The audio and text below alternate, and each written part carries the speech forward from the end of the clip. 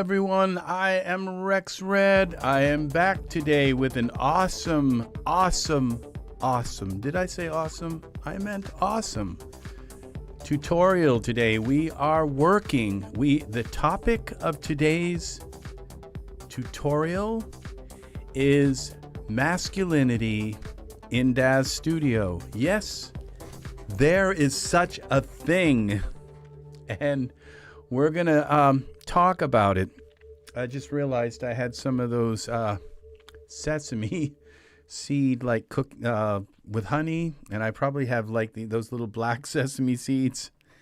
I probably had them all through my teeth, and when I smiled, it was like, okay, sesame seed smile. All right.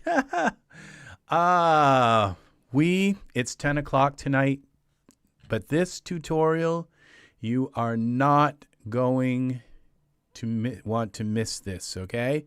Because you're going to learn a lot about this. Is I think there are very few people who have experimented as deeply as I have into this topic, other than the developers of the Genesis 8 and Genesis 9 figures, and all of the thought that has gone into creating them. And I feel like in some ways I'm scratching the surface of things that Joseph, welcome from Arizona. I remember you. I think I do. It's very nice to have you back, my friend. Very nice. So we are in Daz Studio today, and we're going to be working with some figures. And I'm going to show you some interesting things to make you really, really think. It is so nice. I hope you are well. How are you doing, Joseph? All right, we're going to jump into this because I expect I will probably be up again till 4 in the morning explaining all of this stuff. And so we're going to get right into it. So we're going to put a Genesis 8 figure into our scene today. And we're going to look at these figures, and we're going to examine exactly what is going on with these figures, okay? When it comes to masculinity, okay? Now, to me, this Genesis 8 figure is kind of like a perfect form of masculinity, okay? And it's because he doesn't have like all those muscles and all that stuff. It's like an average body. But his face, everything about the proportion of his face, the shape, the size of his nose, everything about his face is it's so perfect of a face that it's almost like, it's the same face that every model and every person, you put a beard on him, and it's like so. We all wish we kind of had that perfect face, but you see this male face everywhere you look. It's this kind of perfect face that we see, and that is what this is, okay? So there's really nothing feminine about this particular character. You can put them in the scene, and you can pretty much it's not like there's an odd shape to his chest where it looks a little bit. Welcome, Art, and Joseph is here. Rex, buy more dinsing. I will. I have to look into this. So this is going to be a very important tutorial today, okay, Art? And so you're gonna wanna sit back and watch this, okay? Because this is gonna kind of blow your mind about what is going on with Genesis 8? What is going on with Genesis 9? What is happening? Should you invest in Genesis 9 figures? And if you do, what hurdles are you going to encounter, okay? Well, I'm going to tell you right now, when it comes to masculinity in Daz Studio, all right, well, you're going to need to hang on tight, okay? When it comes to masculinity in Daz Studio, this is one thing I can tell you for sure, okay, is that when you put your basic Genesis 8 figure in the scene, you're going to get a male figure, okay? That's what you're going to get. You're going to get a male figure that you don't have to do anything. You don't have to change his chest to make it look more male. You don't have to change his face because he looks a little too female. You don't have to do anything to him. In fact, this figure, when I first started in Daz Studio, I had this kind of the Genesis 8 figure, it wasn't Michael. It wasn't, any of the other figures. It was this Genesis 8 figure, something about him. It just, I don't know, it was almost like a cult-like feeling that I felt with this figure. I felt like I wanted to put this figure in everything, and it was almost like it was a guru kind of figure where I wanted to put him in the desert, and I felt like there was just something absolutely amazing about this figure. And okay, so just everything about it was, now he's kind of staring out. The basic figure, yeah, it's that guy. It's the same kind of face that you see so much that we see around us. We all kind of wish we had that face, but it's that kind of face that's just so perfect. Yes, I do remember that song.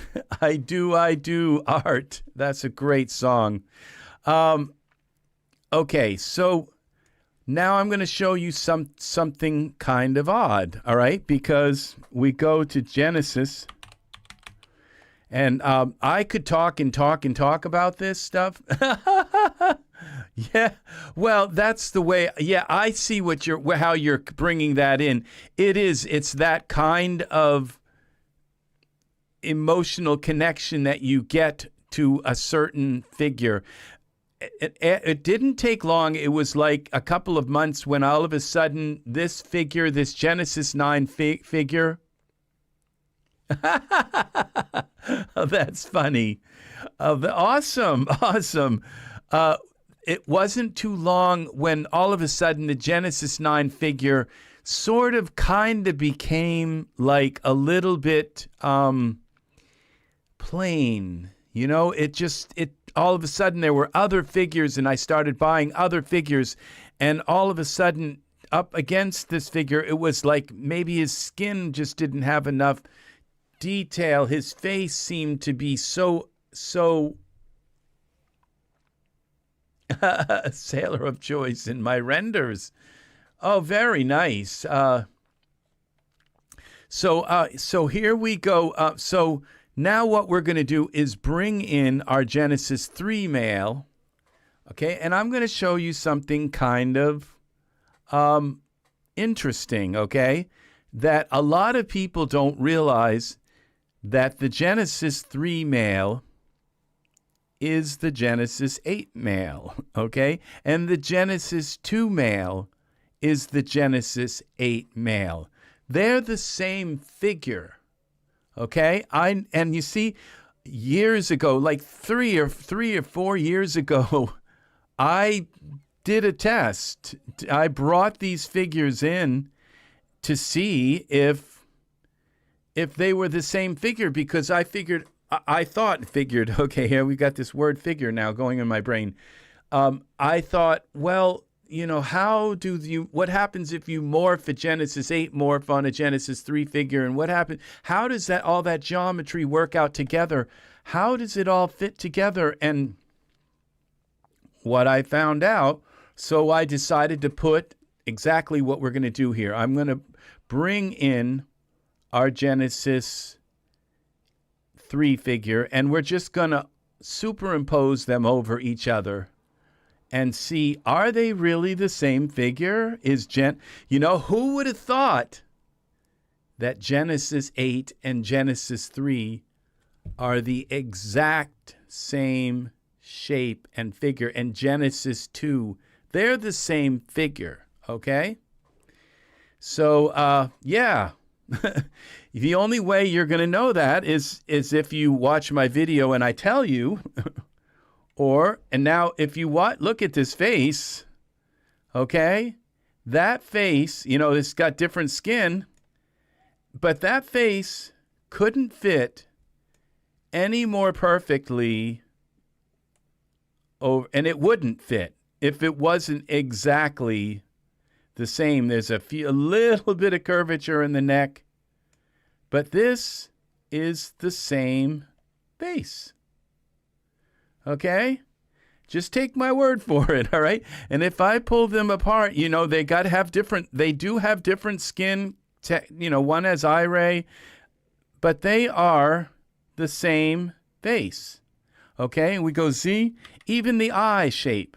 Okay? It's the same. And I'll tell you right now, all it takes is a tiny little bit of difference in the face, and you will see, they don't line up at all. You just take any other character and you bring them in, and they don't line up at all. These two characters line up perfectly, okay? And that's the same with Genesis 2 and Genesis 8:1, okay? They have the same face, okay?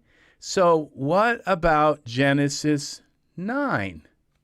Well, let's bring in a Genesis 9 figure and see, does it have the same face? Now all I did was brought this Genesis 8 figure in. He's in his A pose. He's right in the center of the scene. I haven't moved him or anything.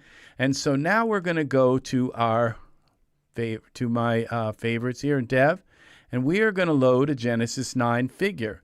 So we go from years and years of tradition of them keeping the same face structure for Genesis 2, Genesis 3, Genesis 8, Genesis 8:1.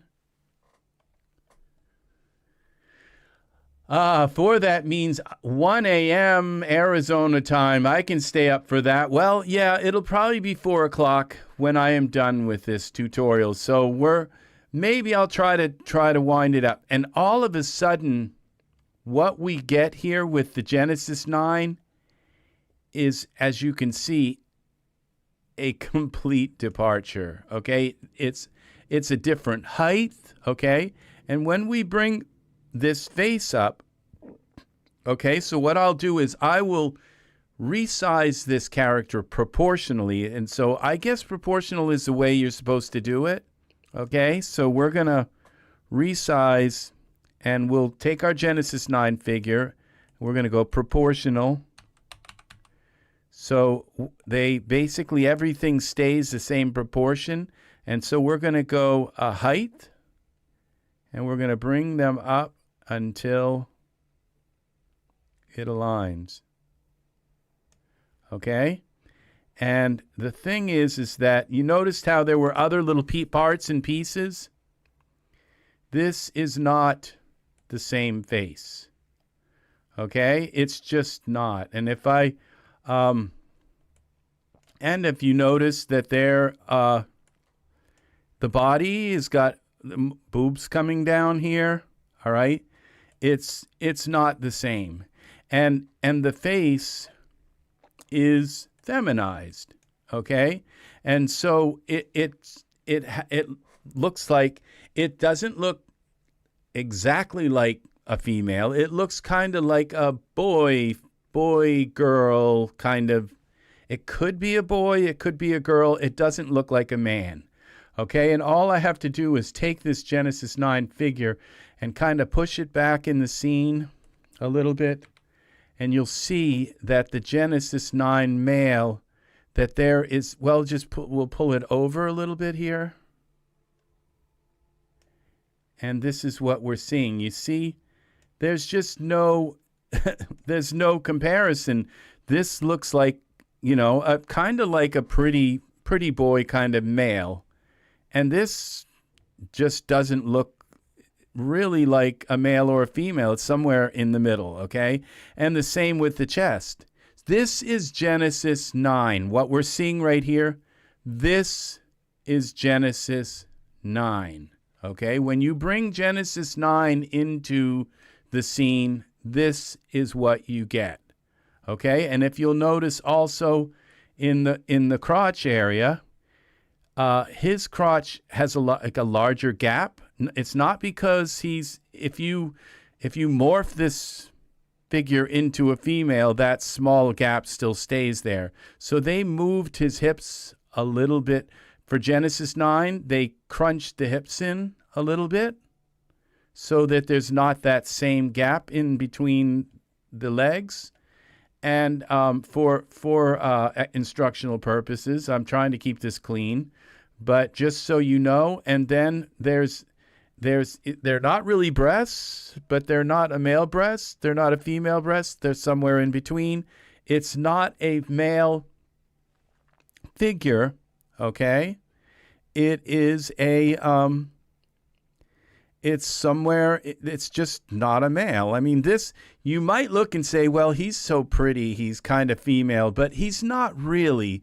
If you put just a little bit of stubble on him and a little bit of stubble and gave him some hair and all, he would look very, very, you just give him a big enough beard and he would look very masculine, okay? But you really have to kind of, with this figure, you have to put the beard on. You see, you don't have to put a beard on him. And if you saw him, you'd say, well, you know, other than his lips are a little bit glossier than I would kind of say, but if you saw him without a beard, just like that, you wouldn't mistake him for a female, okay? But this, if you put skin on this figure, you just, no matter, you have to give this figure facial hair and body hair, all kinds of chest hair, to convince somebody that this figure is a male, okay? It's not going to just be, you can't just leave it without a beard or it's going to look like it's like a female. Okay, it's that simple, okay? And it looks, that female part of this is so strong that it's, even though they've tried to put it right exactly in the middle, it's just, that's the way males are. If they have just a little bit of that feminine look, it just their entire look kind of comes crashing down. Okay, and that's all, you know, sometimes all it takes is an earring, you know, or something. That's all it takes to completely crash masculinity. All right, that's all it takes is one thing, like eyelashes that are a little too long, okay, and a little too dark, or natural mascara. You know, it's just, it only takes one thing to all of a sudden go, what's up? So, you know, with that. And so, in my opinion, the artists who made this Genesis 8 male here, okay, we'll hide this Genesis 9 figure, they did an excellent job, okay? This figure, it really does epitomize the way a masculine man in every way. It's the shape of the chin, the ears. There's nothing about this figure that just other than it looks like he's kind of staring out from the side. It looks like he's kind of going like this kind of thing. You just bring his eye, make his eyes, close them a little bit, and it takes that stare away. It's that kind of like zero position, okay, where the eyes are just looking straight ahead and kind of open and all. But you just close them a little bit, and suddenly you have this kind of thing. Now we're going to talk about what happens when you we're going to take this figure out of the scene. Okay, Z. All right, we're going to hide this figure, this Genesis 8 figure. And now what we're going to do is we're going to put a Genesis 8 character, somebody else's figure, okay, that they have fixed. We'll just pick one, okay, out of the scene. Let's go with Jet, okay? I kind of like Jet. And we'll put Jet in the scene, okay? Load new figure. And you're going to see what happens when we take Jet and we take his features out, okay? So now this is Jet. Now Jet has a different look. You can see he's kind of got like a snarl on his face. He's got these little bumps up above his eyebrows. He's just got a beautiful face. And he's got like a little dimple in his chin and his lips have a funky shape, okay? Now, if I turn on the Genesis 8 male, okay, you can see that there's a difference here, okay? The Genesis 8 male's face is kind of, because Jet's face sticks out more. And his body doesn't quite line up. There's differences in the body. So basically, the Genesis 8 male's face is just hidden behind Jet's face because Jet's face kind of jets out a bit, okay? And so you can't really see the features. But if I were to take Jet here, which is Genesis 8 male 2, and we pull him in a little bit like Z, and you see, they look quite different, okay? This is Genesis 8 male right there, and this is Jet, okay? See, you can tell they look very, very, very different, okay? It might seem subtle, but to my eyes, I'm trained to kind of see these things. Jet Li? No, Jet isn't. I don't believe Jet is an Asian male. No, he's kind of Jet as in like it's like kind of like a straight guy name, like Jet or Rock. If your name was Rock, Rock Hudson, it's Jet. It's just he's not an Asian male. Okay. So it's that kind of thing. So, but now let's look what happens when we start. Now let's get rid of this other Genesis. We'll hide him. Okay. So we just have Jet in the scene. And now what we're going to do is I'm going to show you how I usually, I think it's Jet, like Jett. Yeah, it's like Jet. I use this. I use his face a lot, and I'm going to show you how I use his face. Okay, so what we do now is we go into parameters, okay, and we go to currently used, and we select Jet. We're going to give Jet his own name here so that we know which figure he is. Okay, so when we buy this figure, this is what you get. This is what I brought. When I bought, I brought him in this way. So I haven't edited him at all. Okay, and what Jet comes with? He comes with the Jet body, the Jet head, and this Jet thing, which works to do both, to turn the body and the head down. And what happens when you turn down the head and the body for Jet? You get the Genesis 8 male face. Okay? This is what you get. And so if we put Jet back into the center here, 0, okay? And now we turn on our Genesis 8 male. You see now their faces are just completely, and body, the face and body are just completely, there's a little patch hanging out in the stomach, I don't know why, but their faces and body are completely, oh, the West Side Story. Was there somebody named Jet in the West Side Story? I forgot that. I forget that.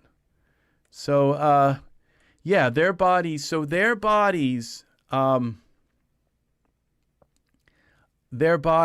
are congruent, okay? Once you turn down the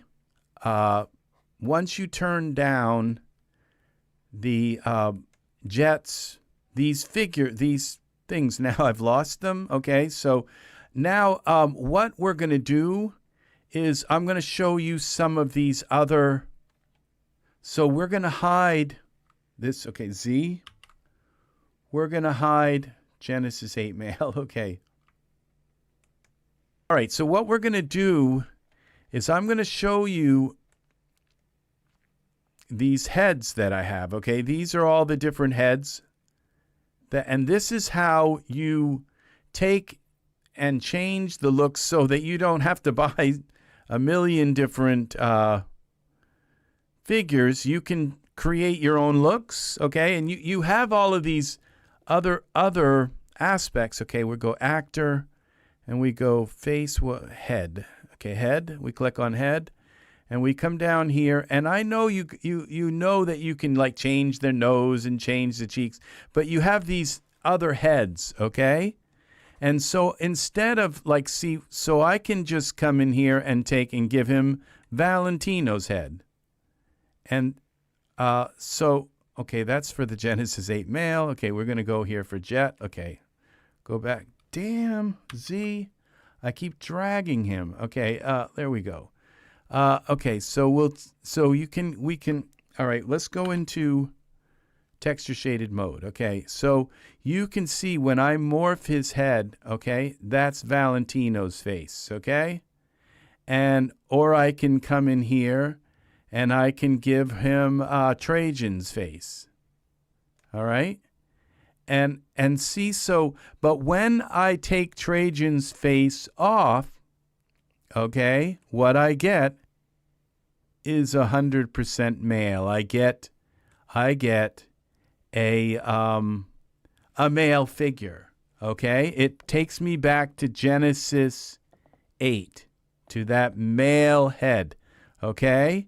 So there's no female along the way. There's no female mixed in with that. It's just from Trajan's. Now I can take Thorn's head and okay, and it goes from that Genesis 8 male head to a Genesis it goes from the Genesis 8 male head to Thorn's head. Okay, we can look at Thorn now in Iray. Okay, we get Thorn's head. Okay, and so we go out of here. And so because this is very important, because what you're going to see is that things are different with Genesis 9, okay? Very different. So we'll take Thorn's head here, and we'll take that off. We'll do a couple more, okay? And what I can do is, so I can mix. I can take a little bit of Roy's head, okay? A little bit of Roy's head. So this is Roy, okay? And we can take Roy's head, okay? And we can just give a little bit of Roy, and then let's give a little bit of, let's see, what else do we have here?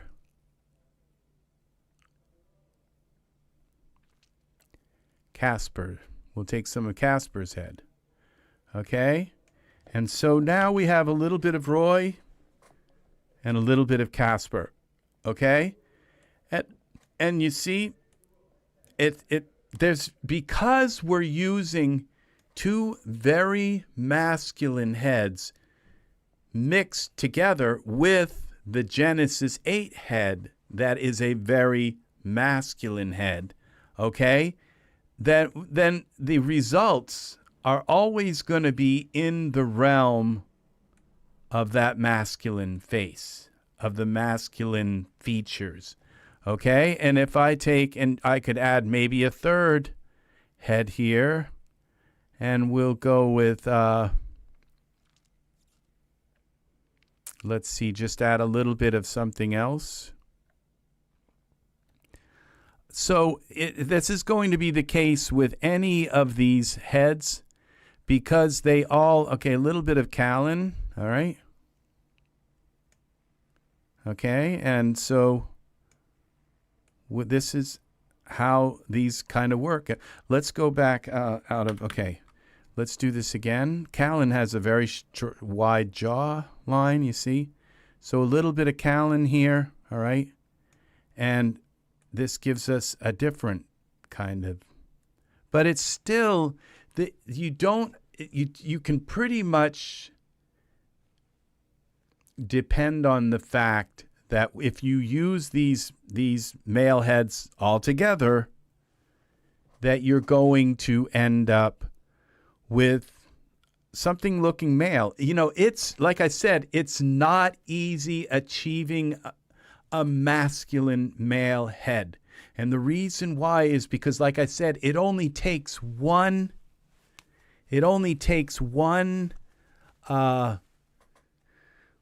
thing on somebody's features, okay? Like I said, like extra long eyelashes or very thin eyebrows, and all of a sudden your figure, you know, or like the same with the female. All of this applies the opposite way for females, because you're going to see what happens when we get to Genesis 9.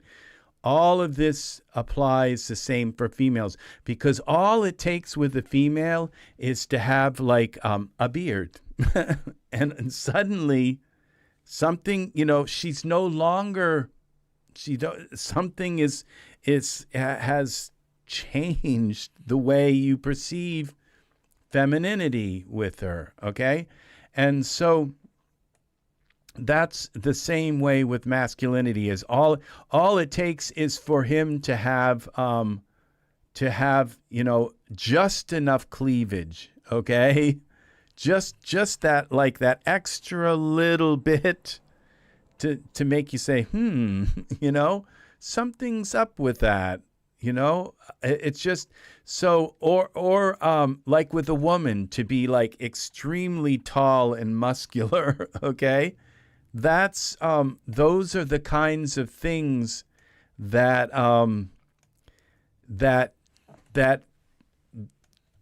that affect femininity and masculinity, okay?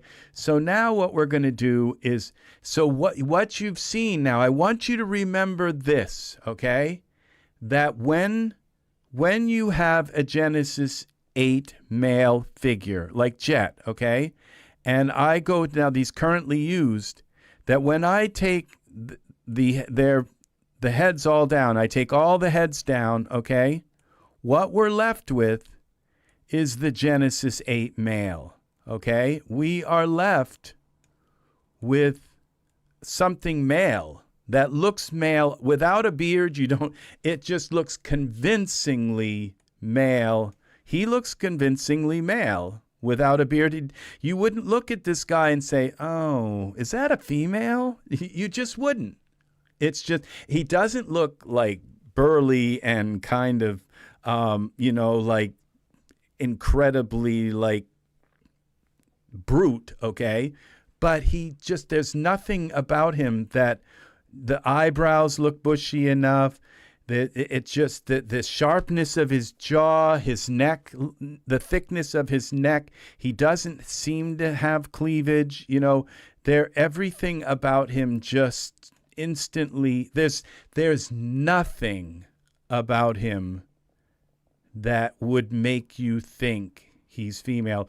There's maybe there's a little bit of something going on with his eyelashes, okay? And his eyes are maybe a little bit long. See, I even scrutinized the Genesis 9 figure. His eyes seem to be a little bit like Maybelline kind of look where they're kind of stretched a bit. They have that, but that's the way a lot of male models look. Okay, they have those really kind of wide, stretched eyes. Okay, and so, but this is the kind of figure that you would not have to put a beard on them to convince people that this is a male, all right? You could just leave, like I said, you could just leave them the way they are, and they look male, okay? And this is Genesis 8, okay? So this is what you get when you put a Genesis 8 male, just Genesis 8 male, not some designer at Genesis 8 male, but a Genesis 8 male in the scene. This is what you get, okay? And like I said, it's the same face as Genesis 3 and Genesis 2. They all have the same shape of face. They're just in a different pose, but they have the same shape face. So now we're going to go to Genesis 9, a radical departure. And this has to do with not only masculinity of your figures, but the femininity of your figures. Are your Genesis 9 figures really completely female looking? Or are the males actually masculine looking, okay? And so this is what we have. That we have this Genesis. Let's take Jet out of here now. Okay, let's take Jet out. And now we're going to go back to, this is the Genesis 8, the way he comes into the scene. That's what you were just seeing, that Jet. It's the same exact head with just a different texture on it, okay? But it was the same exact head. Now, the Genesis 8 figure, I always thought his lips were a little too glossy. So, it's like having really, really glossy lips. That could be a little thing that throws off your figure and says, why is his lips so glossy? So I always thought Genesis 8 lips were like a little too glossy, okay? But, okay, and his skin is terrible. He kind of looks purple. But the thing is the shape of his head is very masculine. It works every time. There's just it's the shape of the chin. The jawline is just wide enough. It's the curvature of his cheeks on his face. A lot of it, the way his brows kind of protrude a little bit, the wideness of his head, the beautiful shape of his ears and all. Every part of this head is masculine. Every single part. Okay, so they did a beautiful job with Genesis 8. So when you dial your figures down, you're getting a male. Okay, when you take all of those morphs that come with the figures, whether if it's Casper or Jet or Roy or Holt or any of the figures that you have, they're all going to be Alexander. They're all going to be, when you dial their morphs down, you're going to get to this Genesis 8 male. Now, this is the radical departure. Because with Genesis 9, okay, when you dial those features down, you're dialing them down to a feminine thing. So let's put in a Genesis, and this, I had a big kind of, I've had all kinds of issues with Genesis 9 figures, and it's just started to become clear what's been bothering me all along, underlying. I've always known underneath was this figure, okay? But the thing is that it kind of was confusing because, like, let's hide this other Genesis now. Okay. Every time I click on them, I move things instead of just clicking on them. Not sure why I've been doing this. So this Genesis, let's center this now into the scene. Genesis, that's the Genesis 8 male. We want the Genesis 9 male, the Genesis 9 figure, okay? And 0, 0, not scale, okay, escape. We want the X translate, 0. Okay, let's put them in the center of the scene for now. Okay, so underneath all of those morphs is this. So when I put, let's put Ethan into the scene, okay? This is a male figure, Genesis 9 figure.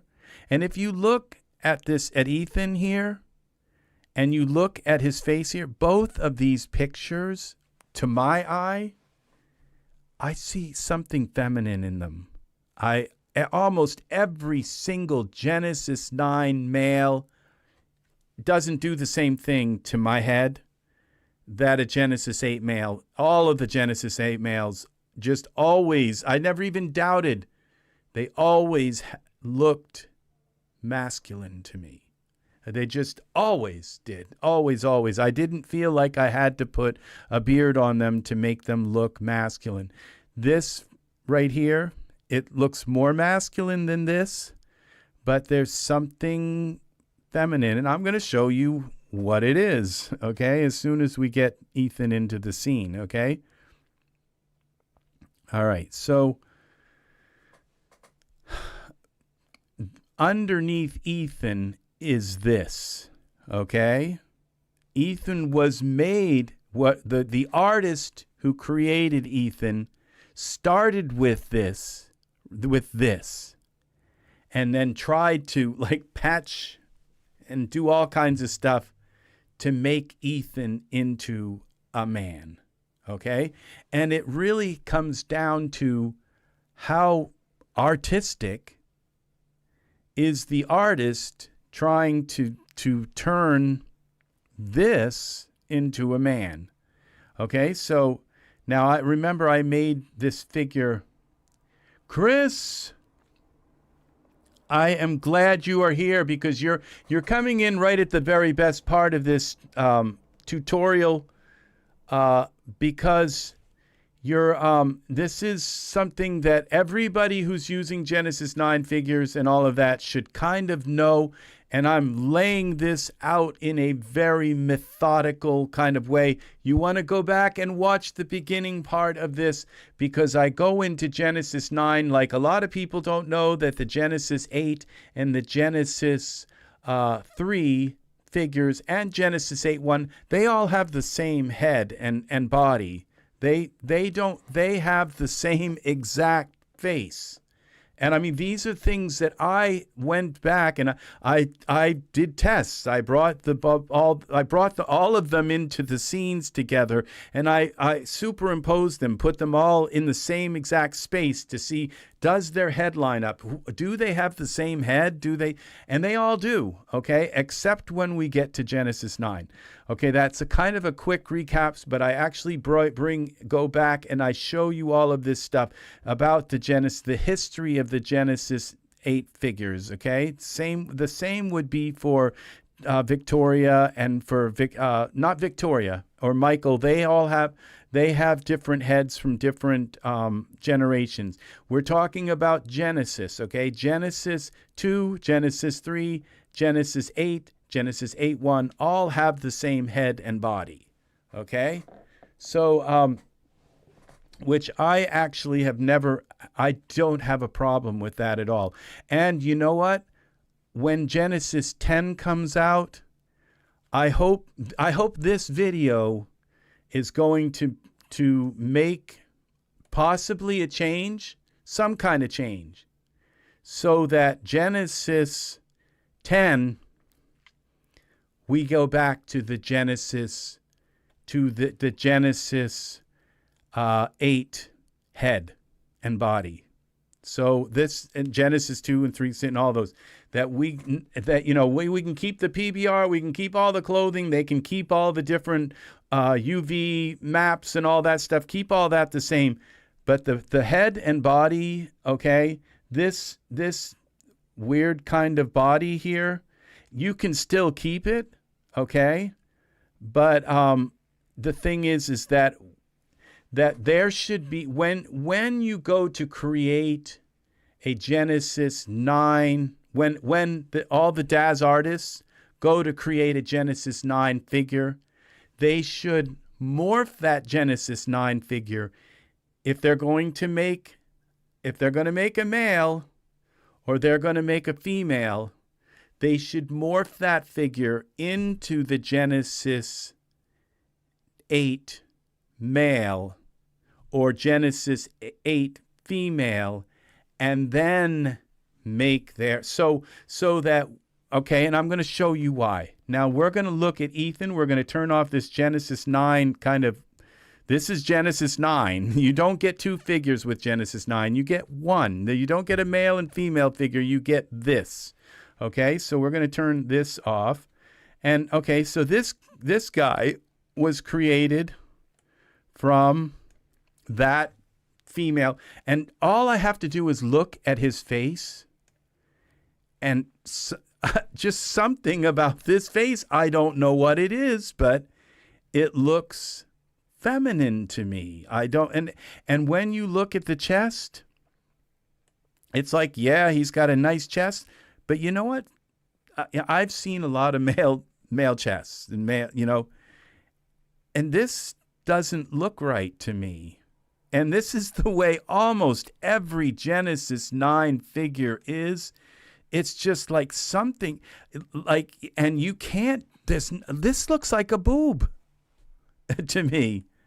And there's just, it's like you're always trying to get the female out of your male figures with Genesis 9.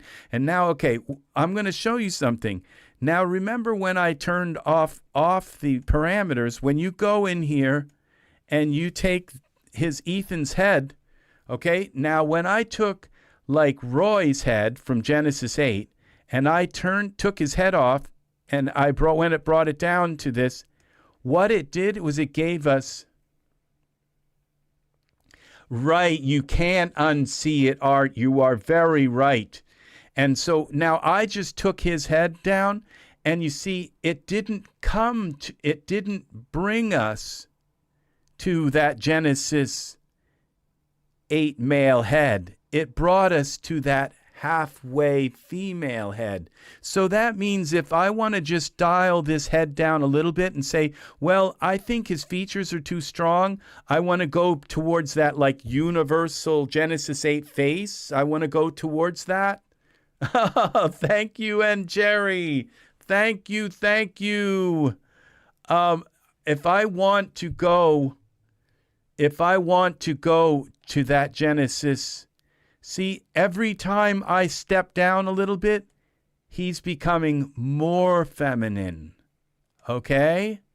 You see, it's not like where it's going from Ethan's head to another male head.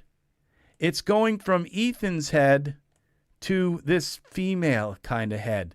And the same with the body. If I say, okay, well, he's just too muscular. I'd like to have some of that Genesis 10 just normal guy body. I mean, Genesis 8 normal guy body. Well, as I start to bring this body down, it's not going from Ethan's body to like to a Genesis 10:8 male body. It's going to a female body. So pretty much these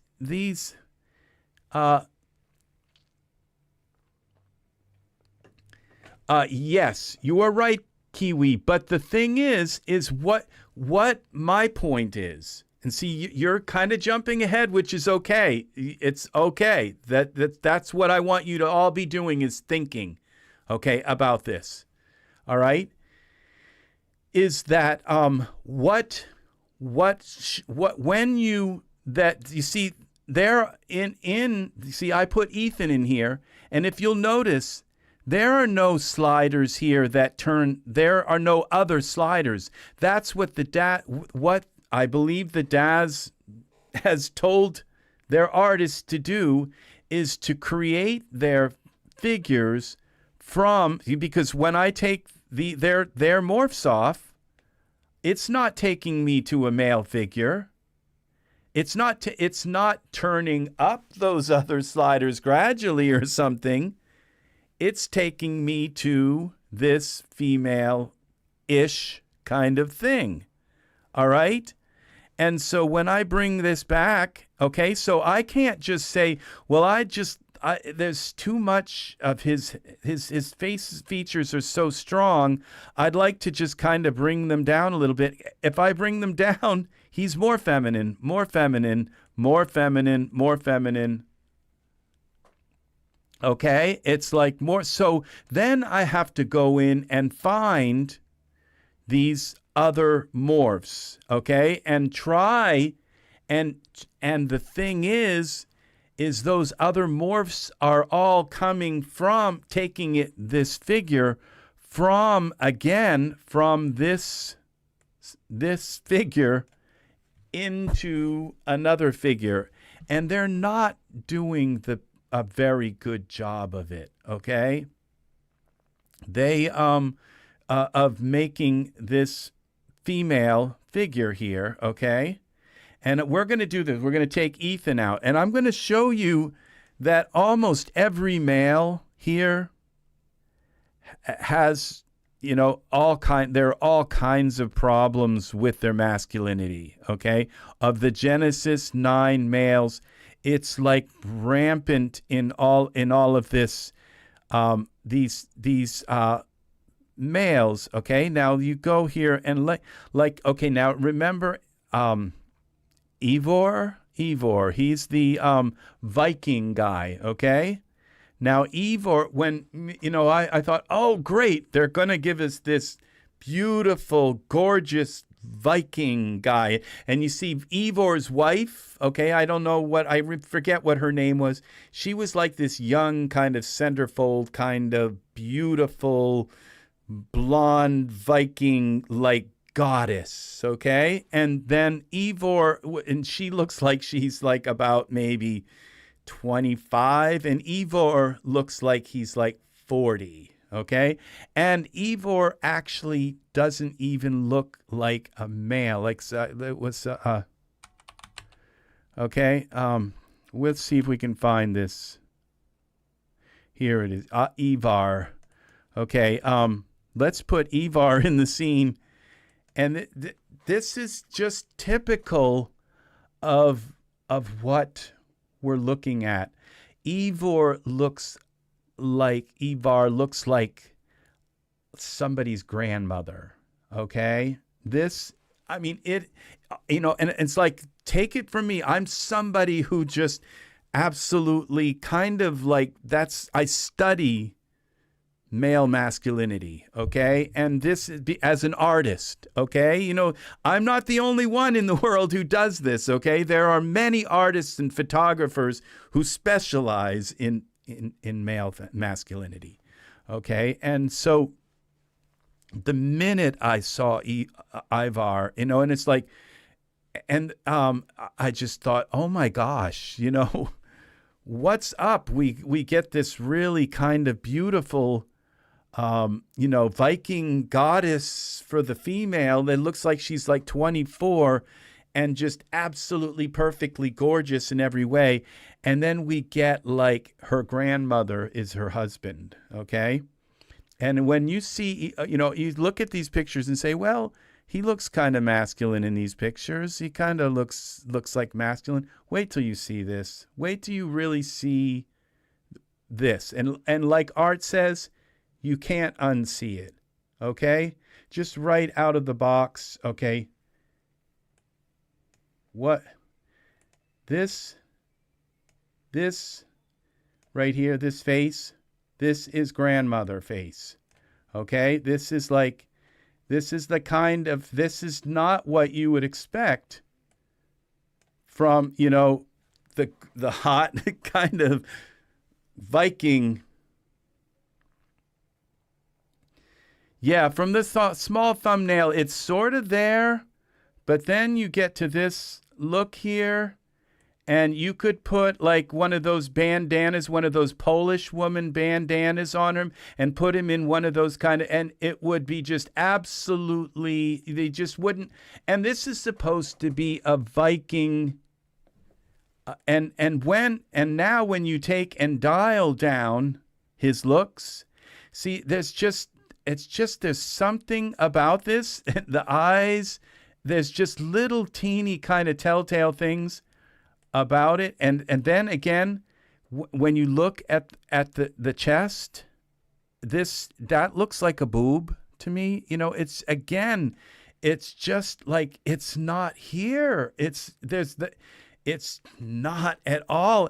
And so the reason why she does seem nice. She's very sweet. She will bake you cookies and and she has geraniums growing by the windowsill. Just absolutely lovely woman. And so, and underneath, okay, when you go into the parameters, the reason why I'm telling you this is because I want you to know how difficult it is to actually take a Genesis 9 figure and make it masculine. It's almost impossible, okay? It takes a good hour with every figure you buy. There's all kinds of, because the artists who make them are still trying to learn how there are no nipples. They're just flat right now. And I think you have to buy the sexual add-on thing. Just look at that chest. Does that really, you know, it's wrong in so many dimensions. It's just wrong. And there's like almost nothing you can do to fix it. And there are some men who have like bulging chests like that, but they don't look like this. Okay? They just don't. It's just so wrong in so many ways. Okay? And you could put a little bit, just certain angles. Now look, do you see the kind of like do you see the femininity in that face?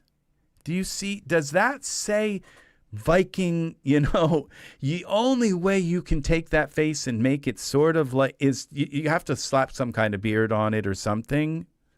You know, it's all right. And so you go now into the currently used, okay? And when we take the Evar's details down, Evar 9, we're not taken to a some sort of like, if they didn't begin with a male and then make him, okay? They didn't begin, like, what I'm trying to say is that these artists, it's okay to make clothes from this Genesis 9 Deb figure. It's okay to make the clothes from that because they can move and fit for both figures. But when you create a Genesis 9 male, you need to first morph that male into a male and then create your figure. So that if I dial down Ivor, I don't get that. Okay? So when I dial down Ivor, I should get a male. So that this dial goes from male to male. Okay? But should go from male to male. Okay? To Genesis 8 male to that Genesis 8 male. And there are Genesis 8 morphs. But if you take those Genesis, now you can go here, all right, to go to Ivar, and you type in male.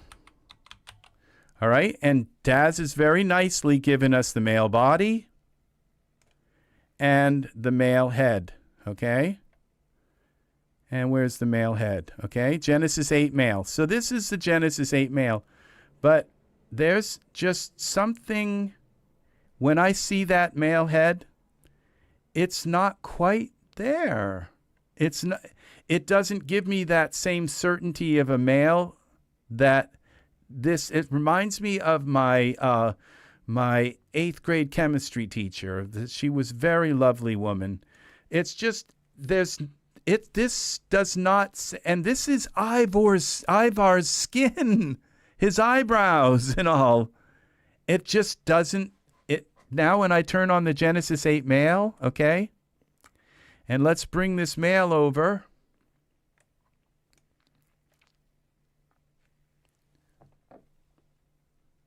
It's not the same or close to Genesis 8, which comes with the true male and female's bodies. Yes, and right, and when it's sort of close, Kiwi. When you do use that Genesis 8 male morph for Genesis 9, it's sort of close, but it's no cigar. It's not a male. It doesn't look male. It's and that's supposed to give us the Genesis. And when you superimpose them and you get the size up, it's not quite right there. It's not right. It's almost like it's almost impossible to get the female out of the male and the male out of the female. It's almost impossible. It's such a tedious job when it comes to every single crease in their face and everything. You need to start with a very convincing male in order to then make other males from it. No cigar. That is funny. I didn't realize I was making a pun there, but there might be one there, I think. Very good, Art. Go into the parameter settings and uncheck the limits. Then try. Yeah, see, that's Art. I have tried every single thing in there to fix this. And the thing is that you can make a convincing male from the Genesis 9 figure, but it takes a long, long, long time. Okay, it takes, and where the Genesis, now this is our Genesis 8 figure. Let's take this figure, okay. Now this is, all I did was double click on the Genesis 8 figure and bring him into the scene, okay. And I have a convincing male figure. Look at that. Do you see, look at the difference between these two figures. This has now the body looks kind of feminine, okay, masculine, but the face, there's just something in the face. When you look at this figure and you look at that figure, it's just not there, okay. And this is the Genesis 8 morph on the Genesis 9. This is a Genesis 9 figure with the Genesis 8 morph on it. And it's not there. And it doesn't really matter because, like, supposing I want to take, now I take this Genesis 9 figure, okay, and this is Ivar, okay, and I say, I want to use just a little bit of Ivar's head. Okay, Ivar head details. Okay, I think I've lost them now, Ivar. Okay, Ivar. Okay, now we go to here. Ivar head. Now you see, if they had built it on this Genesis 8 model, okay, then when I bring this up to Ivar, okay, we have male there, okay, and he just looks completely now terrible, even worse, okay.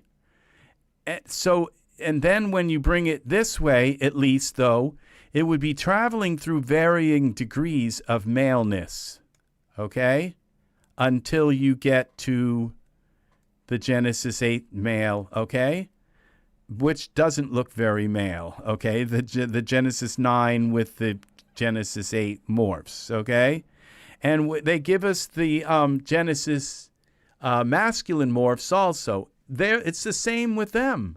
It's just there's almost no way to make that Genesis 9 thing look like a male, okay? It's like all, and you know what the proof is? All of the Genesis 9 figures.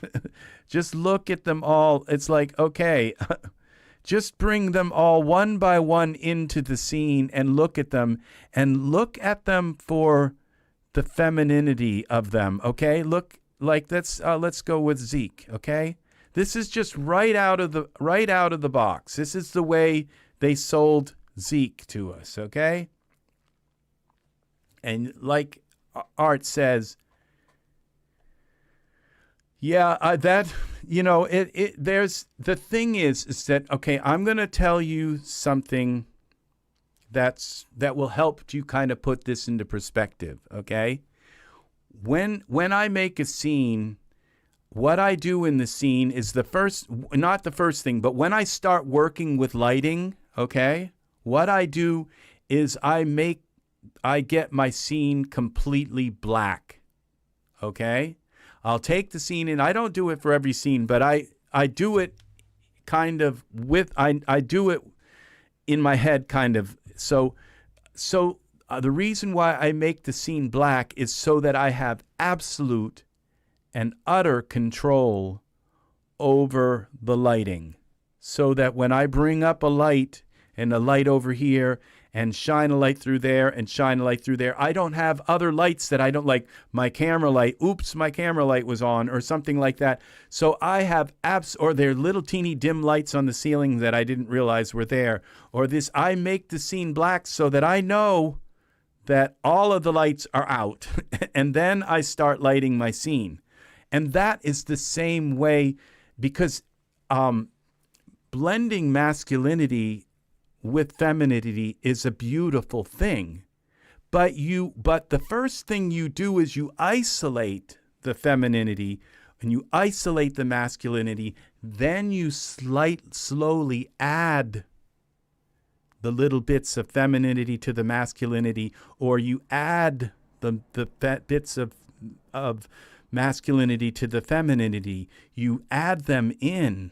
Okay, and it can all be like getting a very brute kind of man and putting him in a female pose, you know, but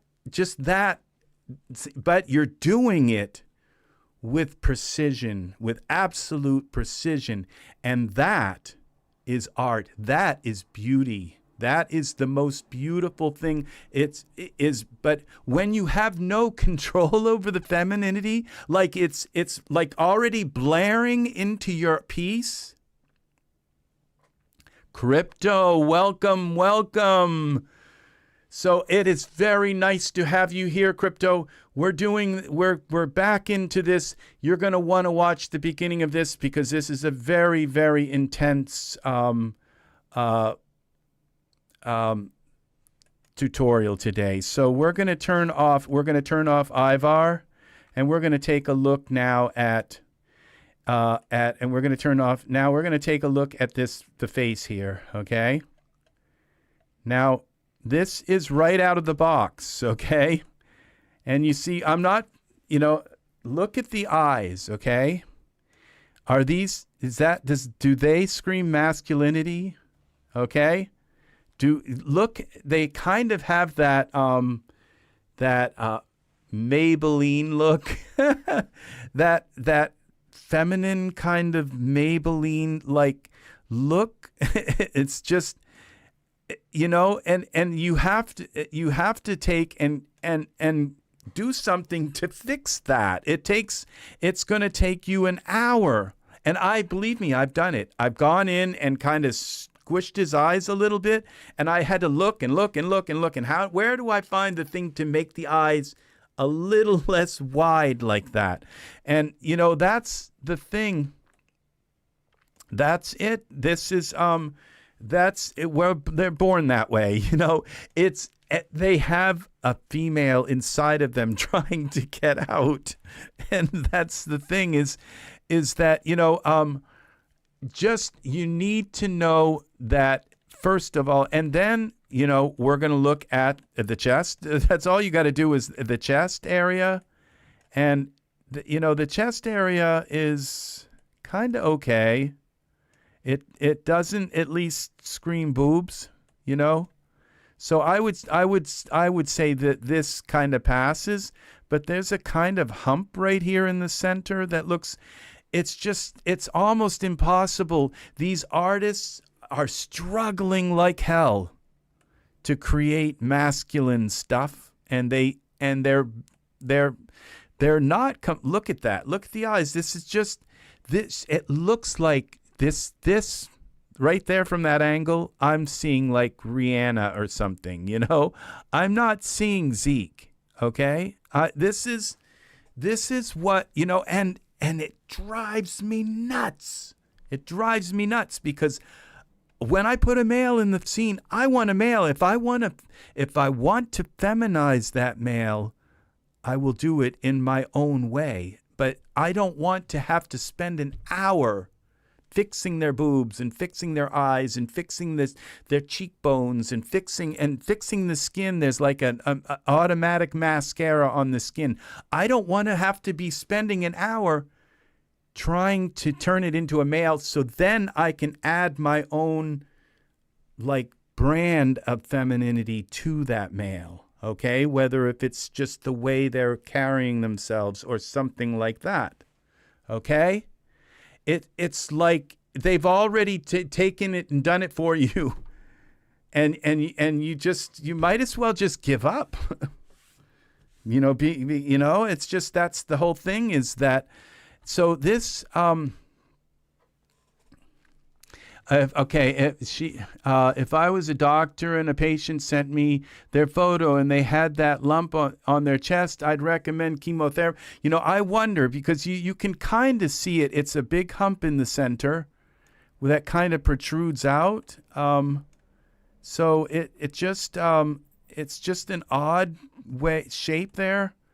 But you know what? There are so few male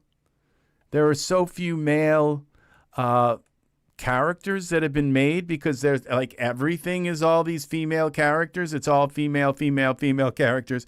And somewhere here I've got some eyelashes that didn't get, it's like, I see you. There's some eyelashes that didn't get hidden. Okay, so I mean, it's not horrible, okay, but this character doesn't, you know, just like Evar, it's the same thing. Evar, it's just they're not getting the male look, okay? It's not male, it's not, okay? And so, you know, there are a few characters that they have sort of kind of maybe like, okay, but every one of them have their little flaws and little problems, okay? And it's all because the figure underneath that they come from. Okay, here we got Casey. All right, let's bring Casey in. And you say, with a name like Casey, you kind of, it's like, is it Casey? Like, you know, what kind, is it Casey he or Casey she, you know? And this just looks like a young guy. It kind of looks, but as you notice, they had to give him a beard, because really what would you have? And then this right here doesn't look at all like that guy. Like what they've done is they've taken the camera and took the picture from way far away, from way back. It's a trick, okay, that they use to make the head really, really wide, okay, so that it's going to look very masculine here. But let's see how wide Casey's head really is, okay?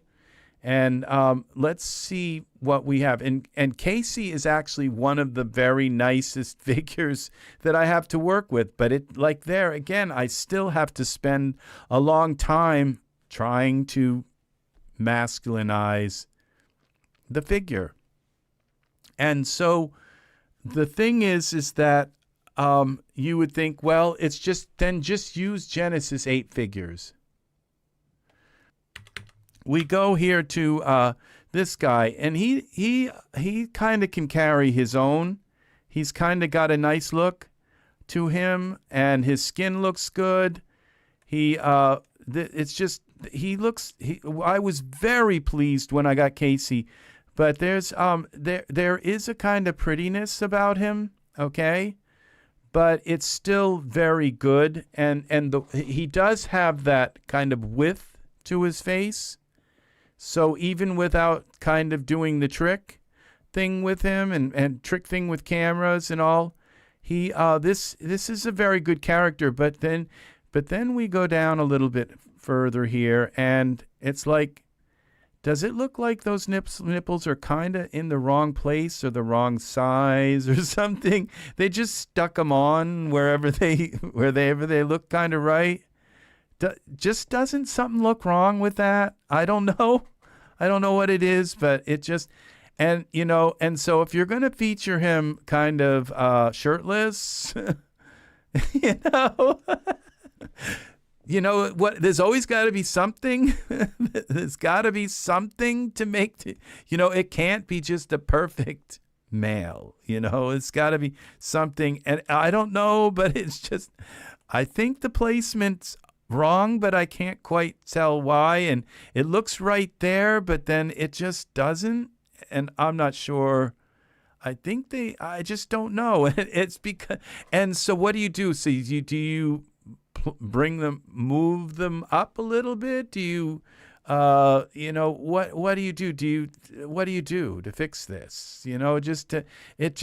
Something doesn't look right there. And I don't know what it looks like. It's on his side almost.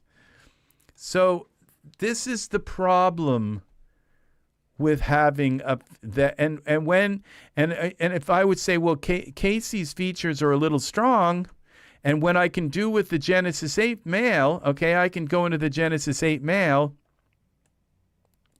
and I can take this male and this is the Genesis 8 male with no morphs on him at all. He looks masculine, okay? Now, you might say, well, Casey, now the thing is that you say, well, I might just go and start,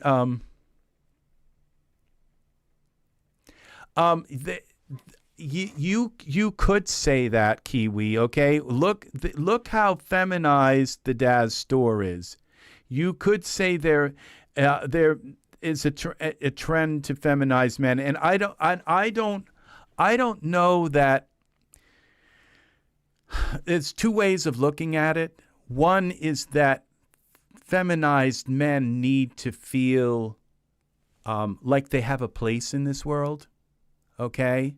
And they are being that for many, many years, especially black feminized men have it very, very hard in this world, okay? The way our world is, there are people, and so this is not an indictment of feminized men, okay? This is an indictment that we should have a choice to feminize our men the way we want to do it, and not have that femininity imposed upon us, okay, in ways that take us hours to try and fix it, okay? And that's what it is. And I don't say that Daz is doing that intentionally, but it's kind of the way, because now if I take Casey and I take his feature, let's give this Genesis 9 figure another persona. So we go to Genesis 9, okay, this Genesis 8 figure, excuse me, and we'll click on his actor head, okay, and then we'll go here down to the head, and we'll give him another male head, okay? So we'll go with something, let's see. Let's go with Roy head. I always use Roy. But let's go with Roy, and we'll bring Roy's head up, okay? And so there again, very masculine. I don't see anything feminine about that face, okay? It just looks like some kind of young guy. All right, very very beautiful from every angle. I see nothing. Now in his face, he reminds me of that woman on Star Trek. It's just all of a sudden there's something. She just died recently. She was the Supreme Mother or something was the Deep Space Nine. She was like the religious woman. It's like you could, and 1 minute and then, it's like, but, you could kind of say, well, this reminds me of some woman, and you could just kind of put female hair on it, and all of a sudden it would be female. But the thing is it just doesn't right from at first. And the thing is when I take this Genesis 8 male and I go here into the currently used, and I slowly dial this head down as it's going through the different stages, going from one figure to another. It's going from one convincing male to another. Okay? It's going in steps from one male, which is our Genesis 8 male, okay?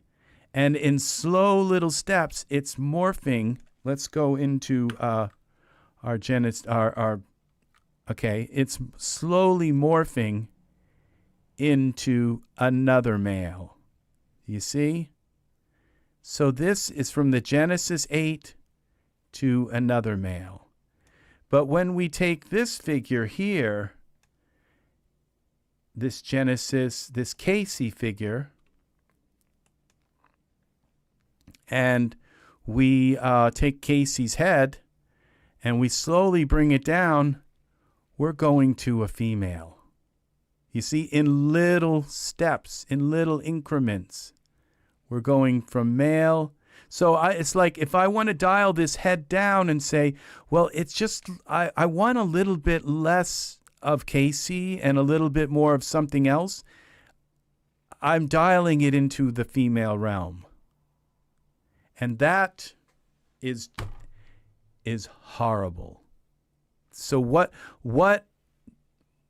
I believe should be done, okay, is that there should be other morphs that are in play here, the other male morphs, so that when I take the body down, this Casey body down, that the other morphs kick in.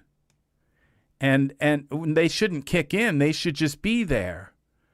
All right? And so that the artist starts with a male morph and then creates their figure on top of that, so that when you take that figure down, you're taking it to another male morph. Something that's this is a huge rub, okay? This is huge. And so there's one, there's Casey's head on there. So on this body here, this is just, and you know what? The same thing is happening to the people, the guys and girls who are making female figures. When they dial their female figure down, they're getting a kind of boyish girl. It's not dialing down to Genesis 8 female. It's dialing towards a male that has kind of less boobs, less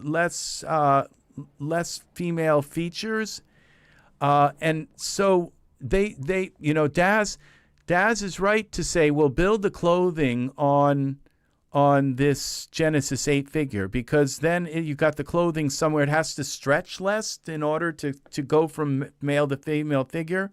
But when it comes to these dials here, that when I dial Casey down, I shouldn't get a female. There should be a male morph under that. okay? That it was built on. So you start out with a male, and then you create all your morphs and you change it and create that thing so that when you bring this down, then you end up with a, so there should be our characters, there should be like and it should be Genesis, it should be Genesis 8, just like, and I told you all that the Genesis in Genesis 3, okay, it is I'm going to just kind of do this so that we don't have too much stuff going on here. That Genesis 3 and Genesis 8 have the same face and body.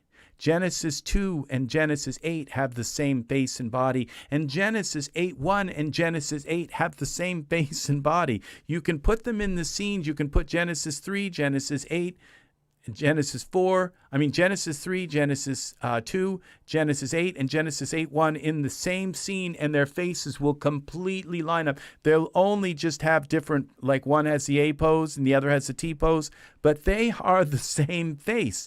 And see, so our figures here should be based on this Genesis 8 figure, so that when we dial down Roy's head, okay, we get a male.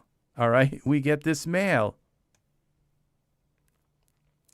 Yes, you are right, Kiwi. The waist, okay, let's just go and take a look at this. You see there's a bigger space in between, like in here, gap in between the legs. Then the Genesis 9 figure. There's a bigger gap. That's okay.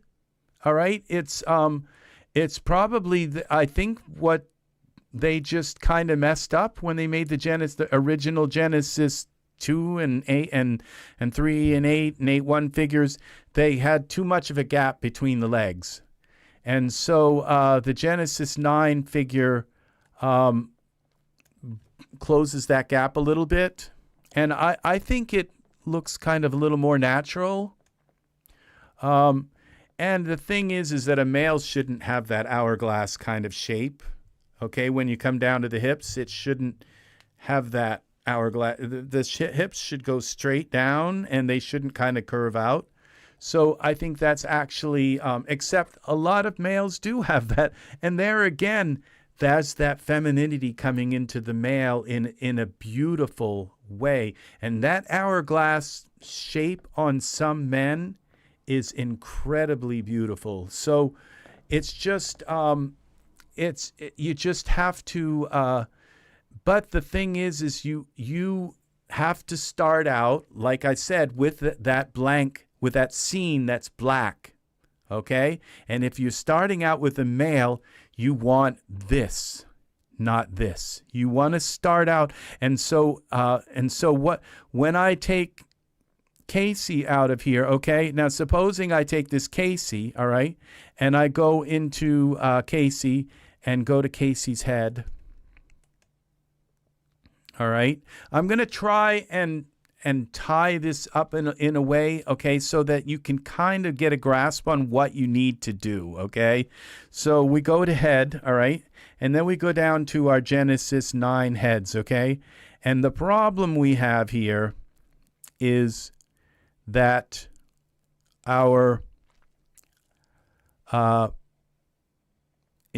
when we start adding these heads in, we're adding them in with in this female look, okay?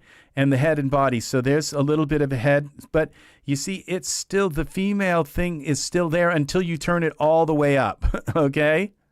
So that's the thing, is that, Dalton, very masculine face, okay? But you have to turn it all the way up to get, or if you turn it down just a little bit, you've added some female to it, okay? That's the problem. And with this, with Genesis 8, if I do the same thing and I turn it down a little bit, I'm just going back towards a different male, from back and forth between two males. But with this, we're going back and forth between a male and a sort of a female, okay? And so that's the rub. So, okay, what can we do about this? Okay, well, what we can do is we have two options, okay, with the Genesis 9 figure. Let's go back to Genesis 9. Now let's get Casey out of here, and we'll turn off the Genesis 8 figure for a moment, and we will turn on Genesis 9, okay? We can get Ivar out of here, and we'll turn on Genesis 9, okay? And this is the Genesis 9 figure, okay? So what we do is we come in here and we take our Genesis 9 figure and we bring the figure in alone, okay? And just the Genesis 9, because there's only one. There's no male or female. Remember, it's just Genesis 9, okay? And then we have two options. You can type in male, and I suppose you could put it to female or feminine, okay? But male is one. When we type in male, you'll notice kind of up near the top, okay, you have the male body, okay, and you have the male head, okay? So you put them on your Genesis 9 figure, all right? Then you come down here, all right, and you click on head, and you get rid of this, and that's when you type in there, that's your, this is supposed to be Genesis 8, but I kind of think it looks a little bit feminine, but it's better than the other alternative. Then you come down in here and you start selecting your heads, okay? I've thought this out, okay? I've thought this out, all right? And that's when you come in here and you click on the head and you go down here until you find your Genesis heads, okay? And then, and the thing is that, okay, so then what you're doing is we find your male heads, okay, let's say like Nahul, okay, and we bring in, that's the HD, okay, that's Nahul head, okay, that's the head, okay, and so what we're doing is we're going from, we have one male here, and we're going to another male, and it doesn't work perfectly, okay, the geometry doesn't work absolutely perfectly, and we don't even have a skin texture on this figure yet. But if I were to slowly bring this figure out of that, okay, I'm going to another male, okay? It's not incredibly male, okay? So the Genesis 9 male isn't incredibly male, okay? But it's it doesn't really look exactly like the Genesis, but it's okay. It's better than the other one if you're trying to achieve this kind of masculinity, okay? And you want to be able to create something, so we could take the John head, okay? And we bring some of this in. And so we're moving from one male, which is kind of still kind of looks male. At least it doesn't look like the Genesis 9 male, okay? And so we're going from one male slowly, gradually to another male. And that kind of solves the problem, okay? Now we have one other option. If you don't really like this particular... See, Dad's thought this out, okay? They are way ahead of us, even though it's not flying. It's like pigs flying. It's not really flying, and it's flying horribly because the thing is that this John head wasn't built upon. Doesn't look like him anymore. It was not built upon this head. It was built upon that female head, and that's the problem. Okay.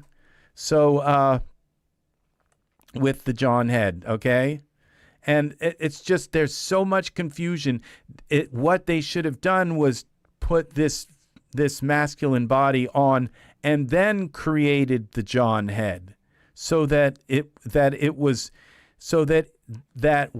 would just say, please apply this male, the masculine templates to your figure before, in order for it to look right. Or they could just have been enabled. And I think some of the characters actually do that. They have the masculine things enabled so that if you take the character down, you're still going to end up with them enabled, and that's the way to build a character on this. Now, there's one other option. So remember, we used male. We could also use masculine. Masculine, okay, M-A-S-C. And Daz has given us another choice, okay?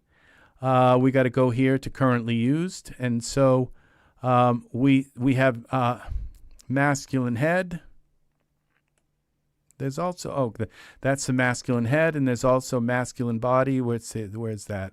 The masculine body, okay? So we have two options. Now, it's almost nice putting them both on. So, but we have now, we go to currently used, okay? And we have the masculine head and the male head, and the, this is Genesis 8 male head and Genesis 8 male body. So now we take these the Genesis 8 male body down, and we take this down here. And you see, this is with the Genesis, the base masculine head, and this doesn't look very masculine. So it just doesn't. It looks terrible. So it's just now we bring this head up, and that looks a little more masculine. So, but it looks kind of, the eyes look contorted and all. This is a mess. All right, this is a mess. Okay, and so this doesn't look very. But this I will say that we turn this down. This masculine head is a lot better than this. Okay. So, which just definitely looks like a female, period. So, and that's what the Genesis 8 9 figure looks like. That's, well, we have the masculine body still on as well. So we turn that off. But this is a Genesis 9 figure. So we have two options. We have the male. We can either type in and find the male body and head, or the masculine body and head. And so, or we could turn like all four of them on, I guess. Let's see what happens. And at this point, that looks masculine. Okay, that's almost like the trick right there. That looks very masculine. Okay, this you put them both on, and the problem is, okay, is that you notice here, he looks like somebody punched him in the boobs. See, because it's like a big dent right here. So you have to back off of some of the body ones a little bit until that goes away. And so let's try back in the bot. Oh, that's the head one. We could take the male body one here and back that off, and back off the other male body one here. And is it going to be perfect? Is it going to look right? Probably not. But you know, the thing is, it's going to be better. And then when you then you take this here, and then you can go back to your heads here. Parameters, select our Genesis 9 figure. And let's take now and go to Genesis 9, and here, and actor, head, and we go down. You can't get that shape on the females with Genesis 9, or it's hard. Oh yeah, actually it does. They do have the female one also, and I believe they have the Genesis 8. So you would look up female, or you would look up feminine. Okay, and I believe you would find the sliders for the female, and you could possibly use them both in conjunction together to get some kind of base figure. This face convinces me. This face from the side, from every angle, suddenly I feel like I've got a male here for Genesis 9. There's something, the eyes, okay, they're falling out of the socket. You're going to have to resize them and realign them in the head, okay? Definitely. I'll tell you right now, you have to. And the magic number for the eyes is 120, okay? you can pretty much make them fit. And what you have to do is select each one separately. Okay, select the eye here. Okay, let's go out of here. Select that eye, and you go to scale here in your parameters. Right eye, you go to scale. It's at 97. We're going to go 120. All right, it's going to be too big for the eye. This one, you go again, left eye, you go 120. All right, and then you have to move them in, and you have to look at it from both angles. It might be, don't try to make them fit perfectly, because 120 that is a little bit still too small, okay? But you see, you can still see a tiny bit through, and so don't try to make them fit perfectly. Leave them a little too small, okay? Because, and maybe I could make them a little bit smaller, because you don't want the iris too big, okay? Because it's going to look really cartoonish with the with the iris that big. So, yeah, you don't want to make them the iris too big, okay? So, and you can see it's way too big, okay? So then there's a morph for this also for the iris, and it's made by. So you go into parameters, you select the eye. Oh no, you don't go that. You go and select the eyes here, Genesis 9 eyes, okay? And you go here and type iris. And we'll try it again. Iris. Let's try it again. Type the I and let it think. Let's try again. I-R-I-S. I-R. Okay, iris. Okay. And it's made by VinMe. Okay, where it says iris size. Big iris is scary. It all depends if they're gentle. Okay, so now it looks like this eye is still sticking through. Something's wrong here. Maybe it's okay. All right, so we go to this iris here. We got to go select back on the eyes. Okay, iris. And now, and you can see there's a little hole here. So the way I would suggest this, because the eyes are a tiny bit too small, is that if your camera's over here, then just move your eyes a little bit to cover that side, okay? And if your camera's over here and looking right into that little hole there on that side, then move your eyes over. McGregor. The McGregor Irish are the very nice. The McGregor and the McDonald's. Yes. Of Glencoe. Here we go. Those are the Irish, I think.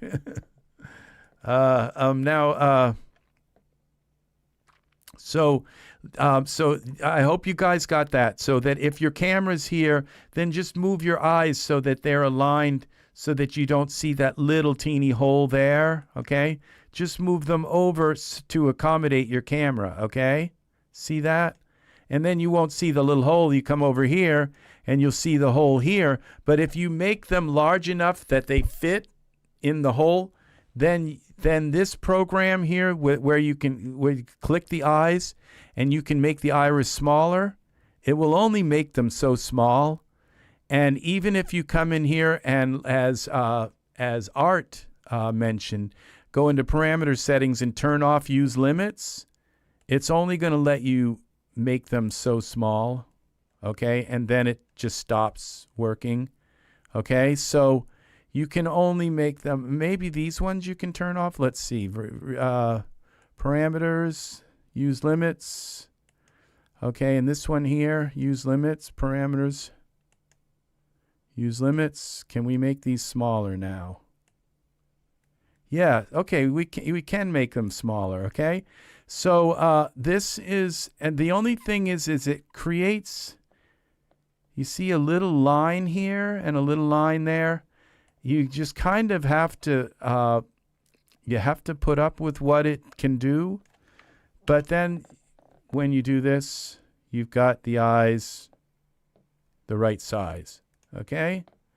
So, and like I moved the eye over this way so that it's up against this particular lacrimal or whatever that little kind of, I don't know what that's called. But the same thing here is if your camera's this way, you push the eye over that way then. And so that you don't have to adjust them too much to make them the right size. So that's now the other thing is now we're talking about now if I move and morph his head again, then I have to situate the eyes to fit right in the head. That's the way you might say, well, we never had that problem with Genesis 8. It was there, we just didn't notice it. Okay? It was less of a problem, but it's there. And if you morph the heck out of the head of your character in Genesis 8, your character's eyes will kind of they won't fill the sockets completely. It's just we were so busy doing all kinds of other stuff that we just really never looked at the eyes up close to see whether if they were really fitting in the sockets right, and they weren't.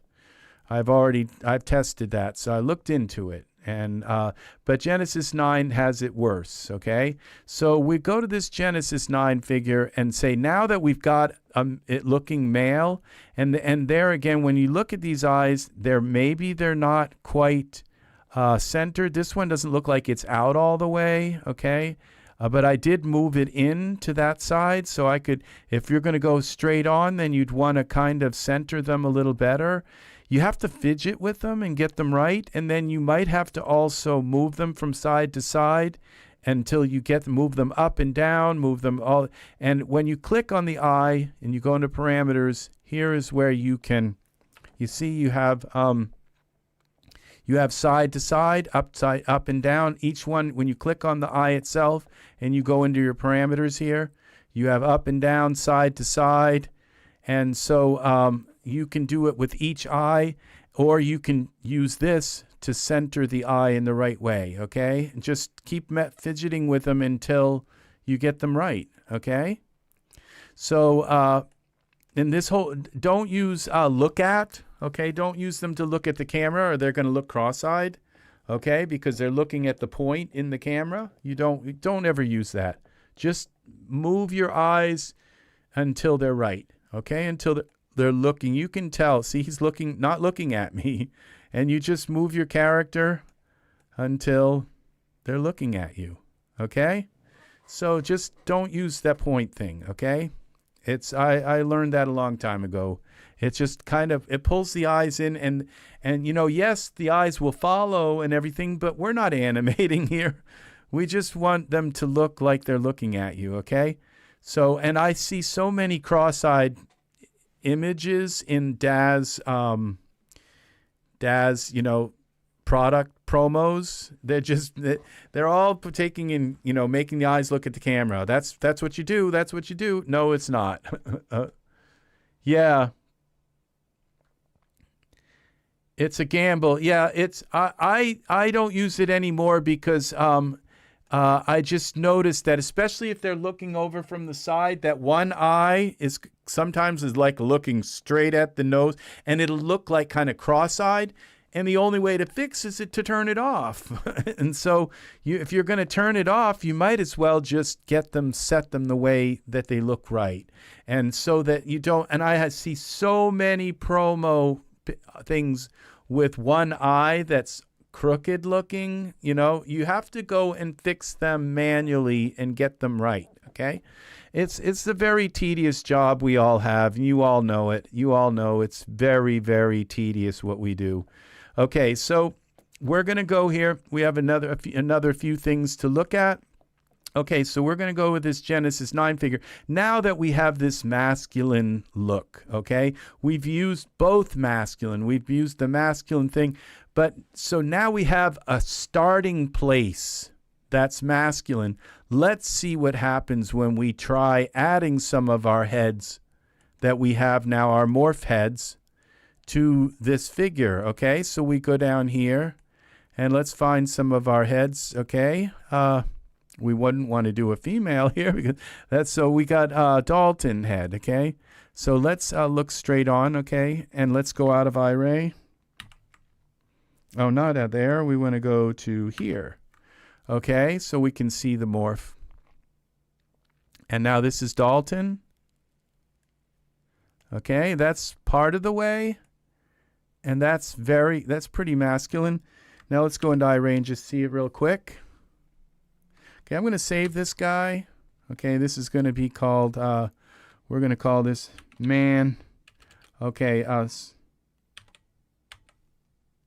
Let's call this UK man. All right. All right. So let's now go into, this is our Iray here. Now that looks masculine. Okay. This and all the steps in between. Okay. When we take this Dalton all the way up, it's a little bit hardcore, but it still works. Let's see the Dalton. Okay. Remember we have this masculine head. It's all the way up. Now, we could drop that down a tiny bit, maybe, and it might look a little bit less contorted, so you can kind of play with that. But there's Dalton, okay? And when we brought Dalton down, it brought our masculine head down. I don't know why. Maybe that's somehow connected with that. Let's bring the Kurt head up. What happens when we bring Kurt up, okay? Now, when we bring Kurt back down... Did that bring our masculine head down? No, it didn't. I'm not sure why. I might have somehow had them linked together, but this brings us back to our masculine head again. And so it's not all these varying degrees. That's odd, and Cherry, why it would crash your scene. That's very odd. The thing is that do you use cameras that come with see, I never use cameras that come with an environment. I always just use the DAS camera, okay, up here, or like Create. I use this camera up in here. I never use cameras that very rarely, very, very, very rarely, because sometimes those cameras are like designer cameras, and they add all kinds of different. Sometimes they have different parameters, and sometimes they're cameras from. So that's the only suggestion I could give you about that would be to use your own cameras and not to use a camera from a scene. And what I would do is delete all the cameras in the scene except the ones you're using. So, and that's the only tip I could think that might might cause that. It would be using scene cameras or having scene cameras in the scene. So so now let's just throw a few more, try a few more. This is Arun. He's Asian. Okay. Now it's just all of a sudden that looks very masculine. Suddenly, and we have all of the degrees in between from Arun to our male here, which is not incredibly male, like I said. It's not quite as male looking as our Genesis 8 male, but it's not that bad. We've got Charlie here. Charlie. Now, this kind of looks contorted a little bit, so we would probably not want to bring Charlie up all the way. Okay? So sometimes the eyes can do weird things by using too many morphs together. But these seem to be, because once you're done morphing and you figure, okay, that's what I want to use, then you want to come back and readjust your eyes, move them into the places so that they're in the right place. We've got Cole here. See this? These are all starting to look masculine. Okay. Now I'm not getting that vibe, and now we have also. Let's kind of look at the body and see what happens. Now we've got a body that looks kind of okay. Let's put some kind of skin on this body. Okay. Let's find a skin that we like. One of the best skins, I think, is Nathan. Nathan here. I think he's got like some 8K bumps and stuff.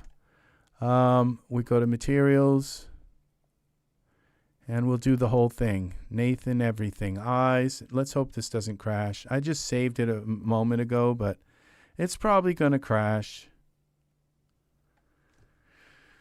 So, because I've moved the eyes, I've done some weird stuff to it. It's probably going to crash. I don't have any faith. And it's probably not Daz. It's probably because I have two graphics cards in here. Will it work? O ye of little faith. Okay, well, it's still thinking. Here we go. It's going to work. Okay, save. Now, it looks like we got a couple of really weird looking lines down under here. That's where the breast augmentation happened, but it's okay, and you can get rid of those lines by going into the body. Okay, here, because I think Nathan has probably more pronounced chest. We can go into surfaces here, Genesis 9, and go to our normal maps. I think. We go to body. Surface is skin, and we'll go to the normal maps. Where are you? Here's default detail normal, detail weight. I think it's this detail weight one, normal map here. And if we bring this down some, suddenly they're gone. And so you can bring the normal maps down. So you bring them up, okay? See how they're much stronger now? So they make, when they make a chest very muscular,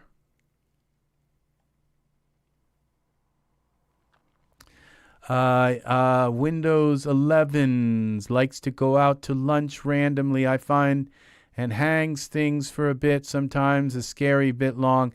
Yeah, Windows 11, and, you know, the chips and all, it's a very, very, very complicated thing we're all doing here.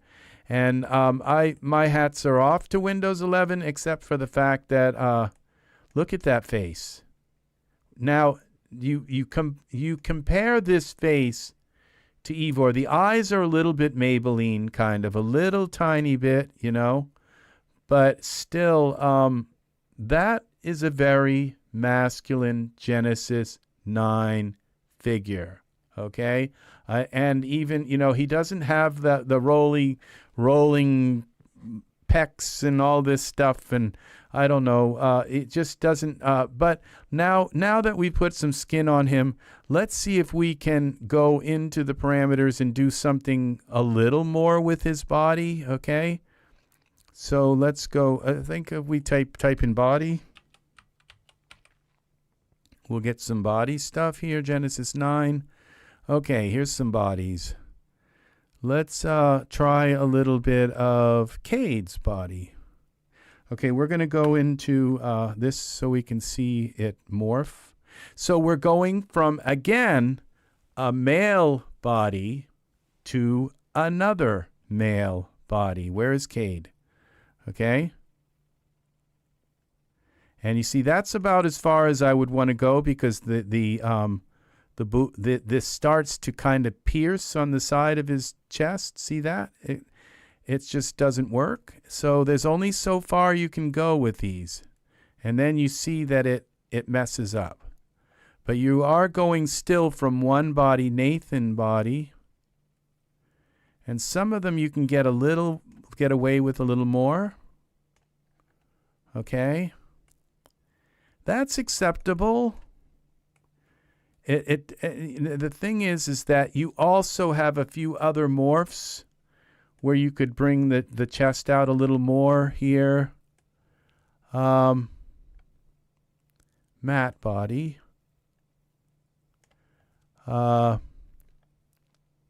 Gromic, who's he?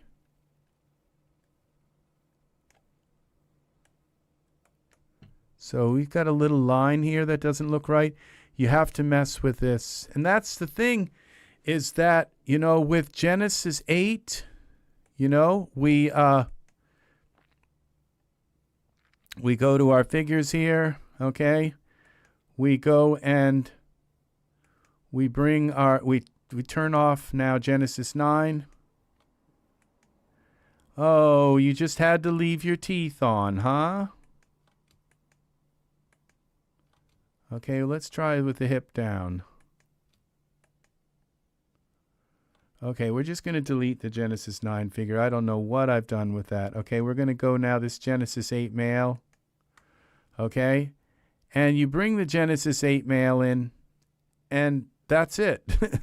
That's all you have to do. You've got a male already. You know, and so you figure, okay, well, then I'll start using Genesis 8 male. I don't have to go and fix there. I don't have to turn off on all these morphs. I don't have to do anything. I just start with the male. And then you can come in, and so you can take this Genesis 9 male.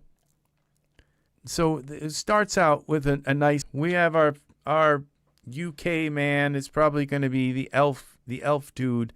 I kind of don't really, there's something about this, the water isn't just quite right for me here. And I could use other water. I could use, like SickleYield has some awesome water.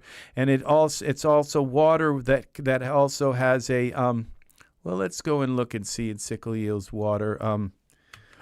Let's see, products. I think it's called Falls.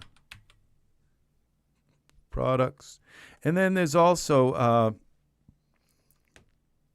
I could use some Photoshop brushes to make falls and all. So falls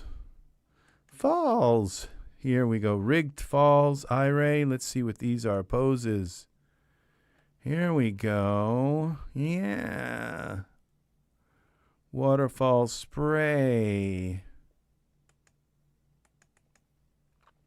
Let's see what this does. Wow. That's kind of interesting. Let's go Z. Let's try a different waterfall.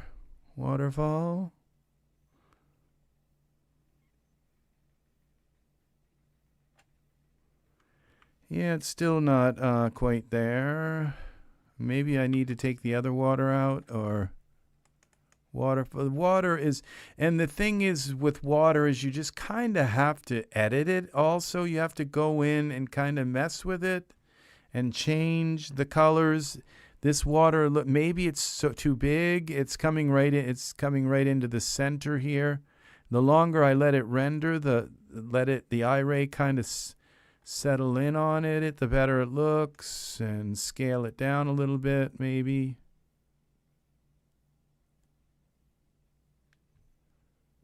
Oh, that's a lot.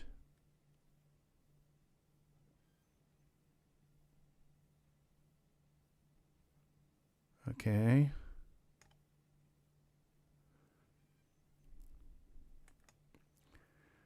Let's go to 50%. And let's move it back. Z.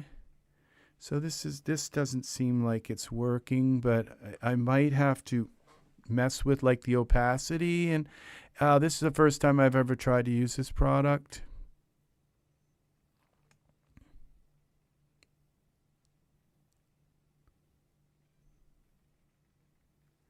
Now look at that.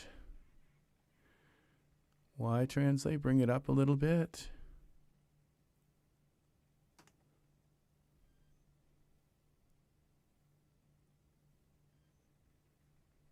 Look at that. See, that's much more realistic than the other water. What do we take the waterfall out? What happens when we do that? That was one of them. Water spray. Terrain. Waterfall.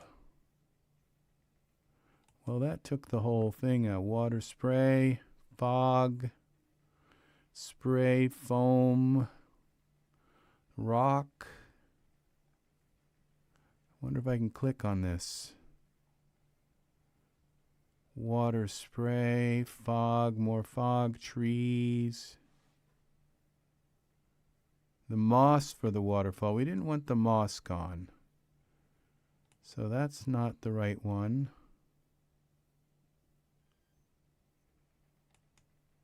Bring that back.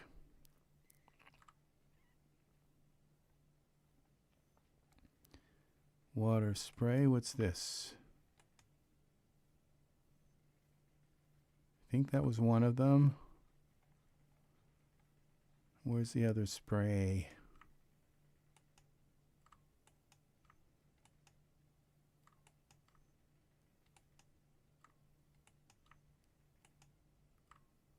That didn't get rid of it.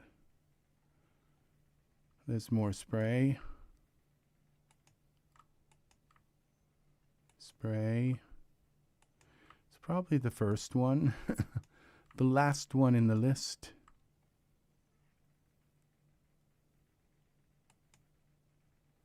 Okay, that's the waterfall. It doesn't seem like it's going to let me.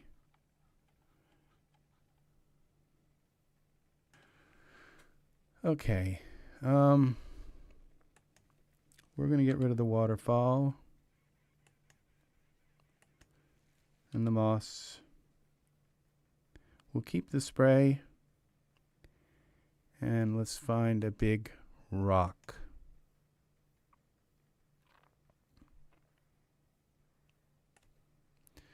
I don't remember these where the falls are here. Okay. Falls, default, rock. There's our tree rock. That's a little too small. See? Okay.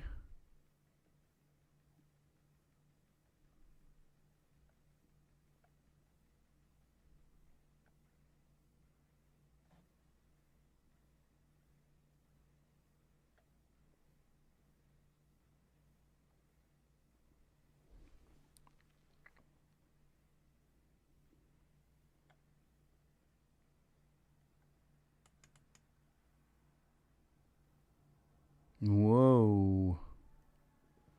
That's a mossy rock. I think we're in the middle of it.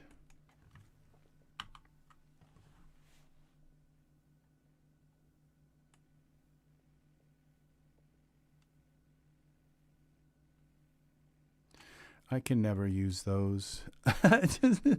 I give up. I just give up.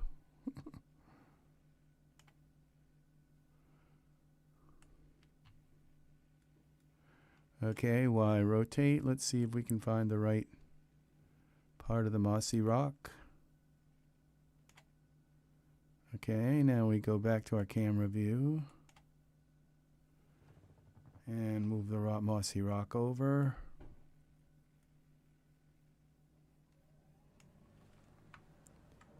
Let's see what we got here.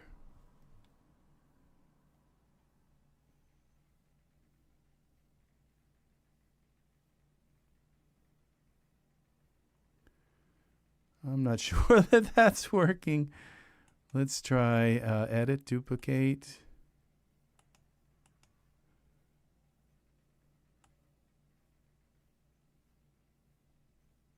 Oh, this is Z. This is like a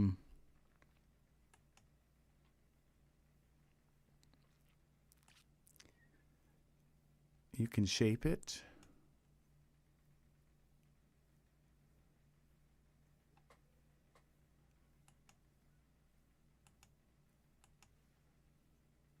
Okay, and we can take this one over here.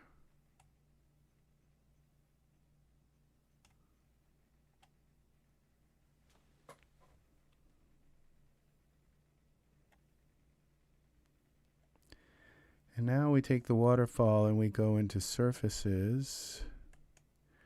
We can take the cutout opacity.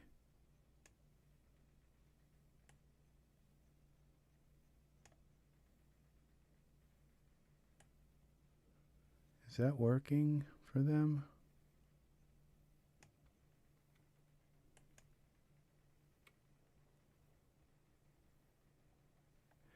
That doesn't seem to be working.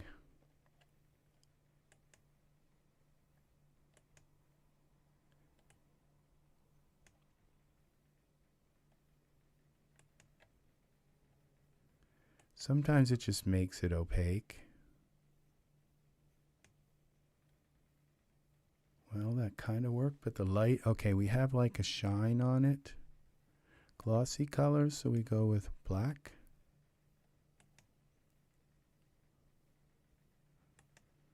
Glossy color black, so it doesn't reflect. And then the waterfall here. This is probably not going to work. No, it's not. So, okay, the waterfall, let's see, I might have another waterfall here. It's a nice little rock. That kind of works. I think I moved my camera. I think I did. See, I think I moved the camera. We kind of lost our focus here. That's what happens when you don't lock your camera. Okay, so we'll get rid of the waterfall. And we'll get rid of the mossy rock. Let's see, water. Let's see what we got here. Waterfall prop.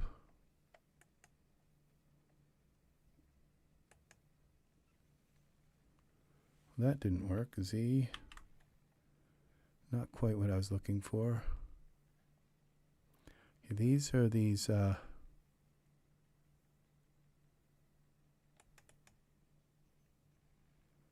spray Z.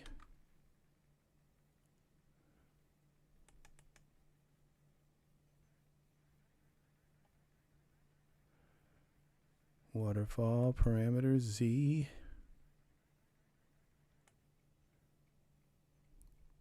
This might be a different waterfall.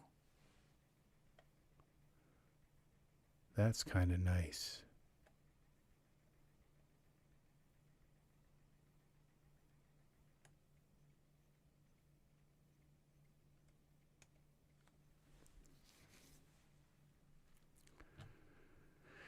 That is beautiful.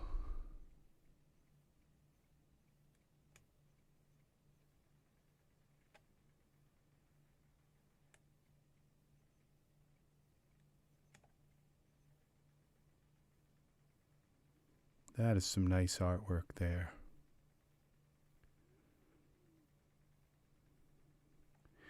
But it's this, our sun and our colors and everything are just kind of turning it this weird color.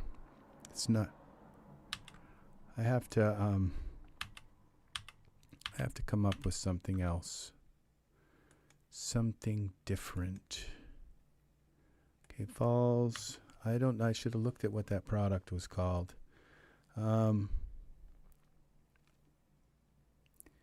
We go into default environments.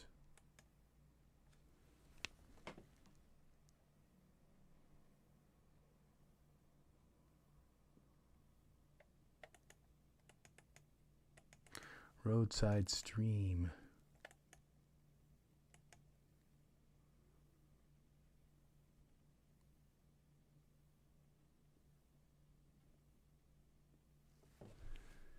What have we got? Nice little pastoral scene.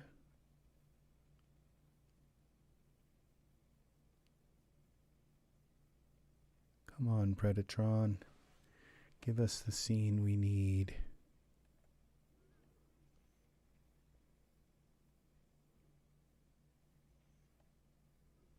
Is this Iray? Probably. Well, yeah. Now, okay, this is another tree thing, I think. Wow, this is really nice here, too. This is pretty nice. So we still have, okay, so we have to look at our scene. Let's save this. I kind of like this better than the waterfall scene. So backdrop group, let's turn that off. Okay, that's not it. Wall instances. Okay, if we need a wall instance, that didn't turn off.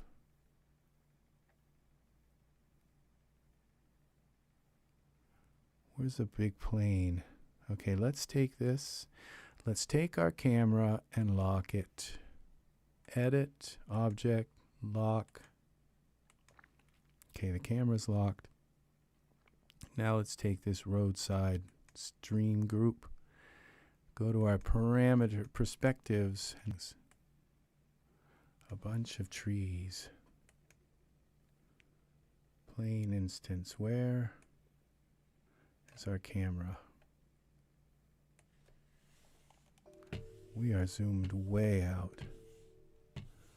Where's our figure? Which way?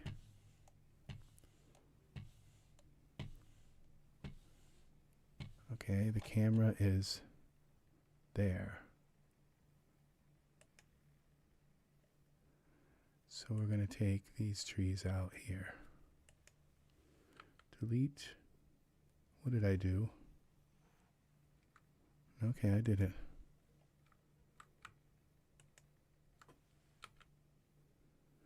Okay, let's go to here. Okay.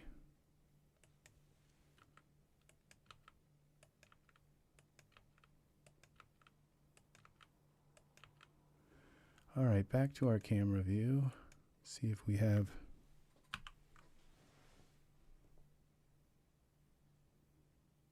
some sunlight now. Might have appeared to go unnoticed. Look at that.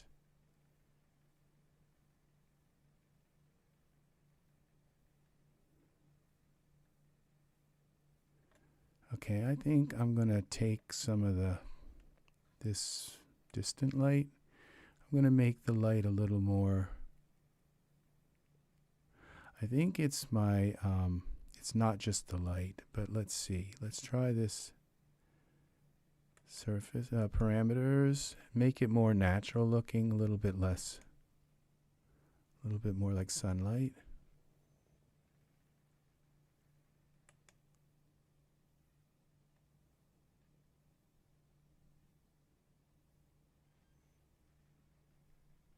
There we go. Okay, now his skin is a little too shiny. So we go back to our Genesis 8 male, we go to our scripts, go to our PBR Skin. That's gamma, roughness for skin. And we're going to go with a little bit more roughness here. This is the one-click PBR Skin product. I use this a lot. Well, on PBR Skin.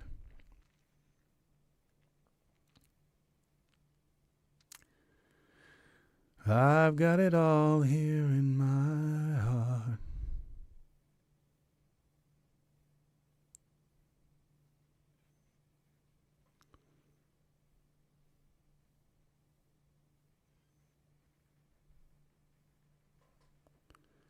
Okay, there's still a little bit of shine there, I think. a little more shine this.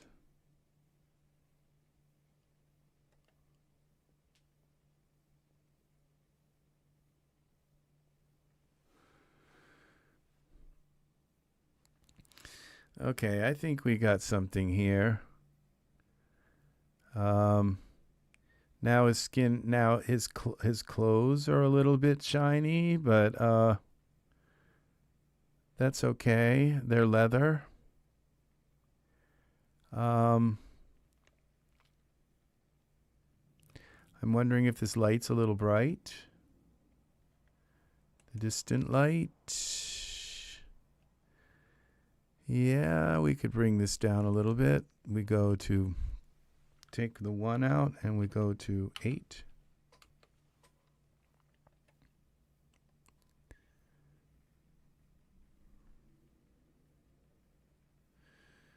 Yeah, now he kind of fits in the scene a little better, and there's a little bit less of that massive shine on the clothing.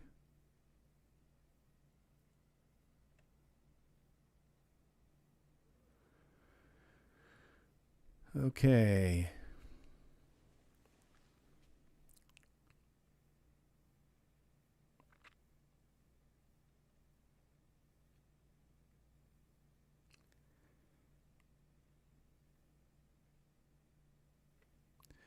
Okay, let's see. Let's put something interesting in the scene. Rune.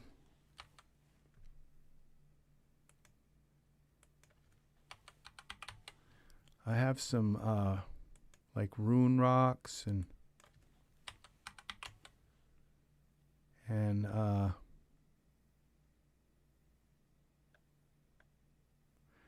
I don't know that they're called rune rocks, or they might be called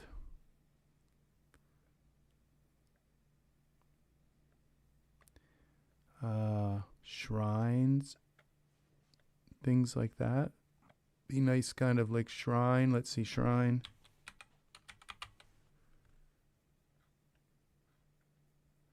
Altar. Oh, they're totems, I think. Totems.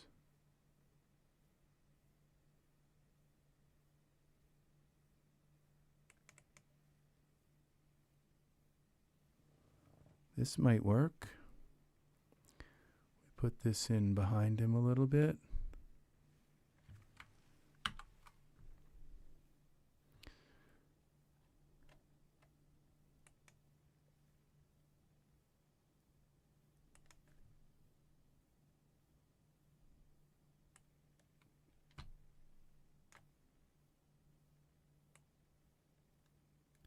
It's not your average demonic structure, you know?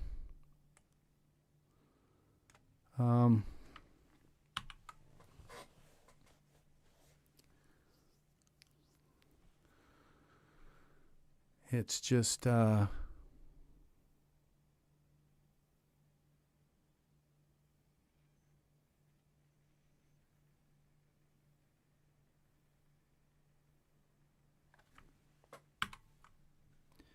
go back with that a little more further.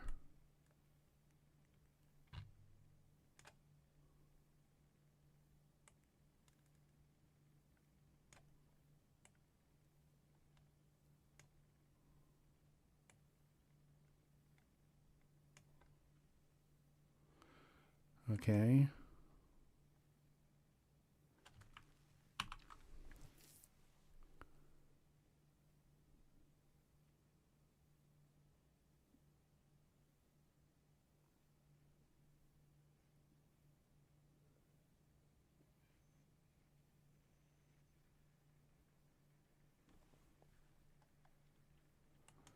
Okay, let's put a little bit more light just on his face. And we got favorites here. Ghost lights. Let's just take a little disc light here.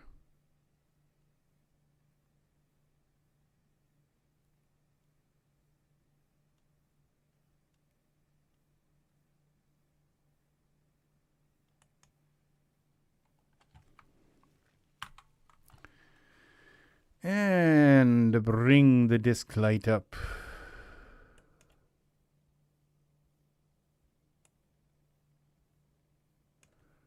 And we'll go to our camp. Okay, take me to the disc light. Take me to the disc light, the disco light.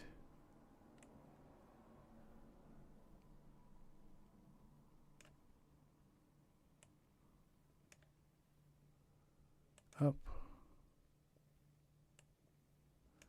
And scale this down.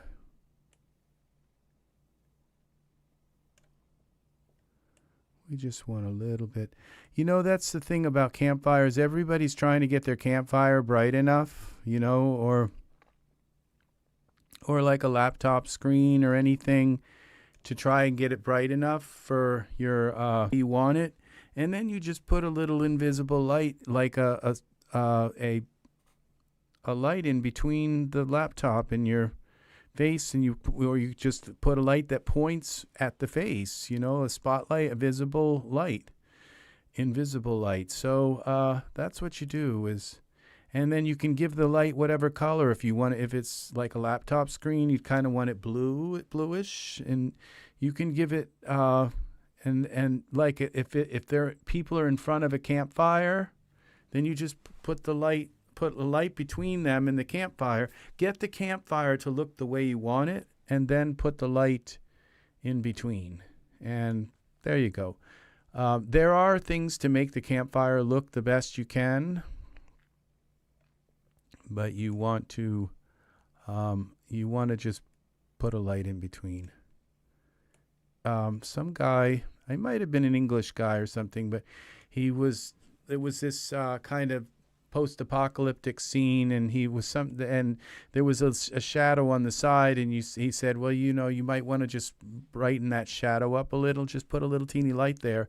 It was like, I learned this like a long time ago, but so, you know, everything in your scene, and this is another video I learned on YouTube, and I don't even remember where I learned this or who it was but there was everything in your scene you can kind of put, like I could just put a little light on this to kind of highlight it, put a little light in this area to kind of highlight the forest, and look at this, the little sign here. Didn't see that. We could take this sign and bring this over. What a lucky little find. Put it on the other side. That's all the way to our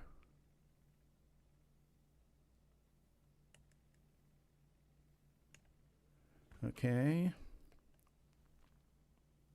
to West Road.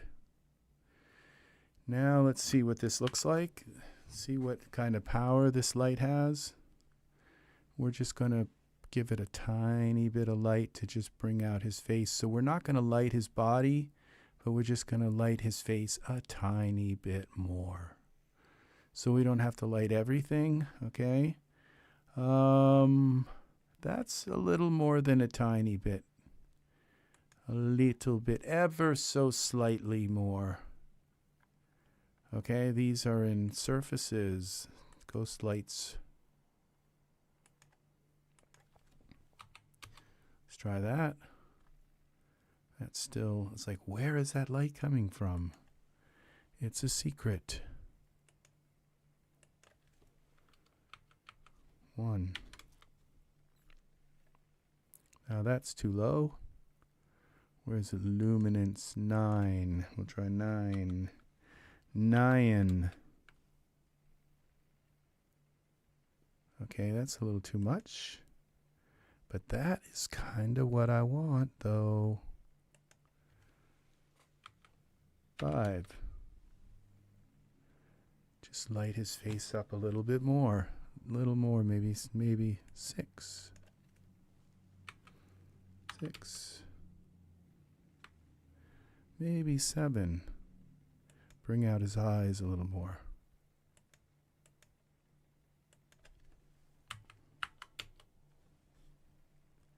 There we go. See how that works? Let's bring this up. A little closer. Z.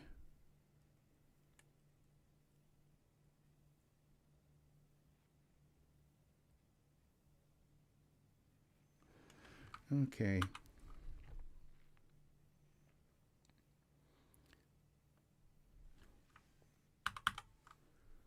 Okay, this is right here.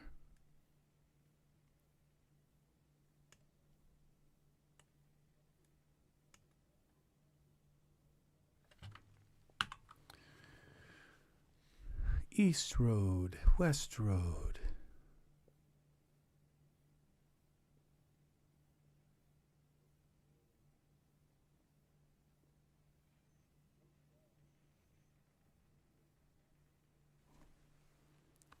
Okay.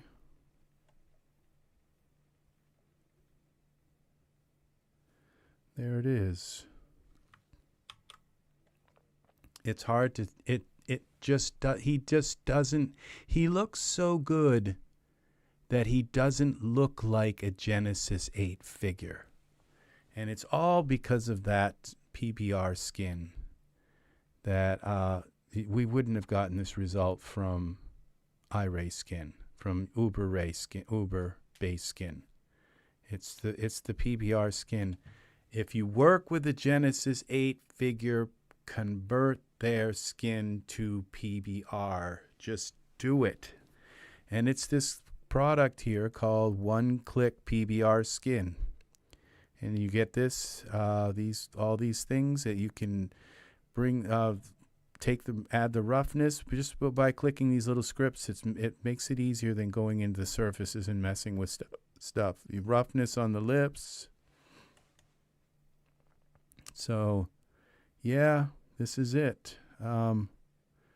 So now that the I might be able to take this environment, go to the environment options.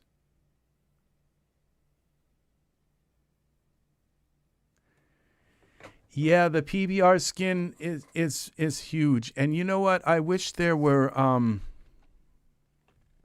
PBR like clothing and other converters for other things, because it only works on skin. But you know, it'd be nice to have a PBR to be able to convert Iray things to PBR. So that's coming, people, and we'll probably get it from SickleYield. So, because she is just right on that kind of stuff. Amazing. That's where we got our Iray, our 3Delight to Iray converter. You can convert any 3Delight thing to Iray with her. It's look in the store for 3Delight to Iray. But now you're going to want 3Delight to PBR, which 3Delight is kind of PBR, but it's not really. So now what if we take this, our scene here, and bring this down to like 1 and just make it a little bit more kind of like, what if we go to 0.5?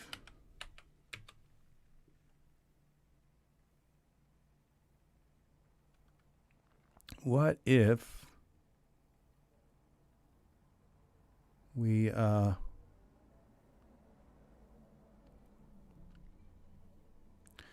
gosh, I forgot how to turn off my environment. We don't want the draw dome on. I mean the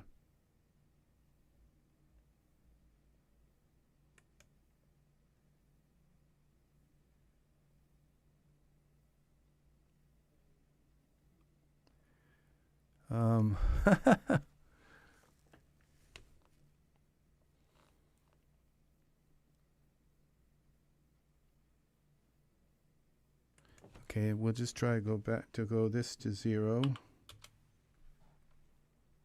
Okay, this creates a little bit of shadow and a little bit more mystery here.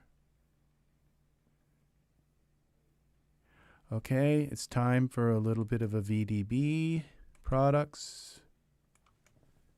Okay, and I have them all up in my favorites, my favorite VDBs.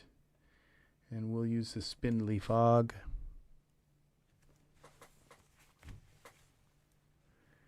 And take this. All right, we have to move this while we're in Iray. X translate.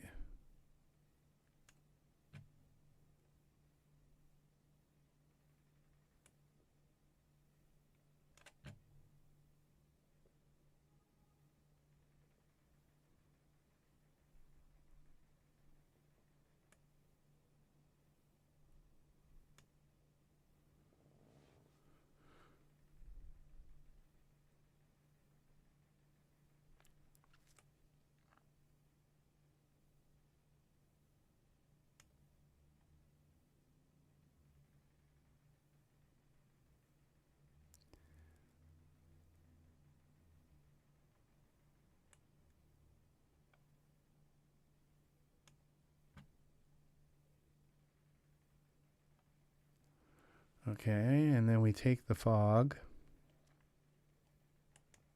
here, and we go into surfaces, this one here, fog, and we go to this one. We'll make the fog just a little bit yellow.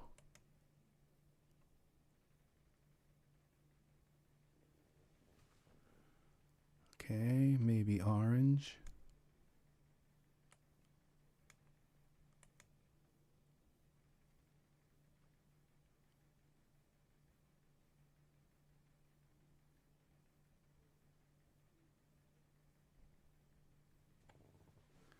There we go.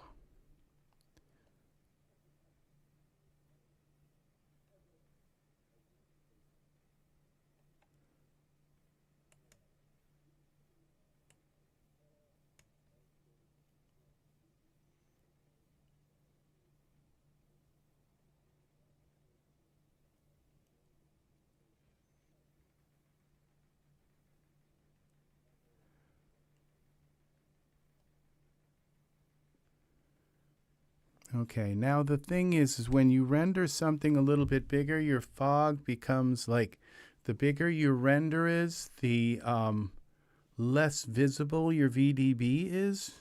I don't know if I'm right about that, but it's kind of something I suspect.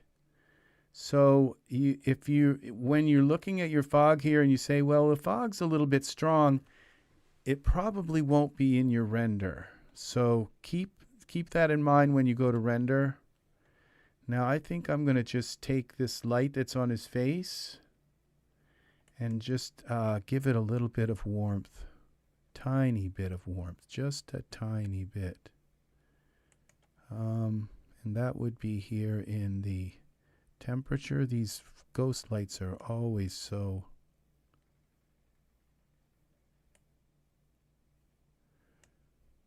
blue. There we go. All right. And I think, I was thinking of putting like a bow and arrow in his, like a bow in his hand, like hanging down, but I don't think that, I just don't want to do the whole, I don't think we need a weapon here. So there's now his suit. Okay, there's the where's the shirt? We go here to parameters. I think I want to take some of this shine off, the gloss off his, would be glossy roughness is like all the way up. Let's just make this glossiness a little grayer, see what happens with the shirt. See, that's a little better. And the same with the pants. See what just a little bit of tweaking, glossy color does.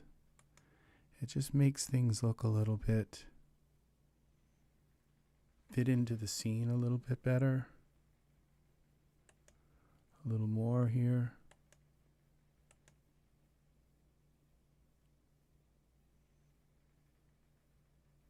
There we go. And the gloves. Don't forget the gloves.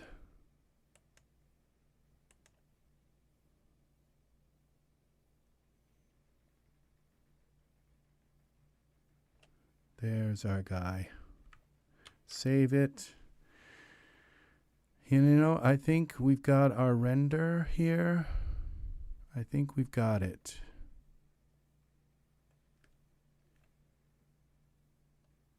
And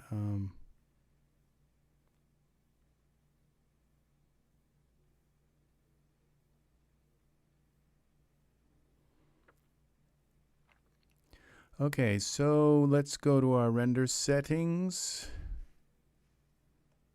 and general, and we're going to go, let's go 4000, and we'll go to progressive render, maximum samples, maximum, and click render. Let's see what we've got. So thank you, people. We got three people left. 3 people left, and it's late. It's late. It's late. It's very, very, very, very, very late. We got our tangled forest here with our beautiful he even looks good up close. Look at that. So the hair is a little bit funky, but the more it renders, it seems this part here kind of looks a little funky. Sometimes you add a little bit of shine to it, a little more shine to the hair, or add a little translucency to it. You know, so that just those kinds of things can really make the hair work. Now, this doesn't look too bad. I'd love to have mesh smoothing here, just a little bit to come through and smooth that a tiny bit. So it looks like it's made of mesh. Look at these. Look at the belt, the detail in this. I love the artists who work in Daz Studio. That's what kind of makes me mad, is because I would really love to have more. Look at that eye. Something about eyes. We got something here. I could just kind of cover that with that little hole in post work. Or I could come in with mesh grabber and just pull that part of his pants in. So, but I just, weird little hole there kind of is weird. So I might have done something to the hair to take the shine out of it. I don't know. But look how really well the hair matches his eyebrow. I did have to change the color of the hair, remember? So I may have messed it up. This is just a beautiful, beautiful. I guess, you know, I'm going to look at him tomorrow and say, what an ugly little elf. But I know that's what I'm going to happen, because it happens to me all the time. It happens to me all the time. I just think my figures are just so beautiful. Now, okay, we're only at 281 iterations, and it's been quite a while. So this is going to take a while to render. This all needs to reticulate. Very nice. And Jerry, we've both been bewitched by him. Yeah. So I think his hair needs a little more shine to it. I probably should put more shine into it. Gloss. Let's try it. Come on. We're not. I've got to stay up until 2 o'clock to find out if mesh grabber is coming out. So let's put a little bit of shine in his hair. Let's put a tiny bit of shine and see what happens. I don't think it'll be that hard to do. I'm not sure. But let's go to his hair, this is this Zeni Cool hairstyle. If it's going to be cool, it's got to have some shine to it. This is the hair. And what have we got? How do we make it shine? Highlight roughness. So if we bring that down a little bit, Okay, and hair root, okay, base roughness. Let's bring that down a little bit. What other kind of roughness have we got here?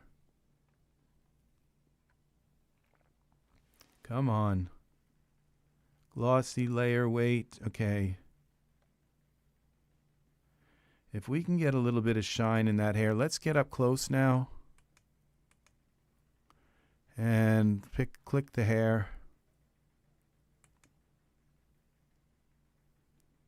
Shine. Is there shine? Let there be shine. Okay, I think it's a little more than there was, but let's go back here to the hair. Highlight roughness.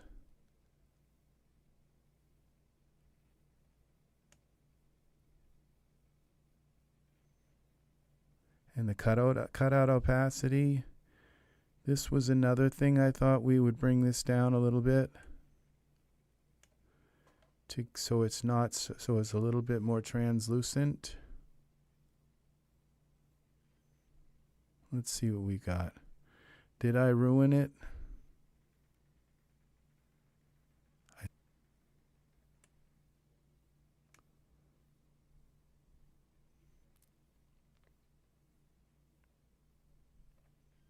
I hope this isn't coming through his head.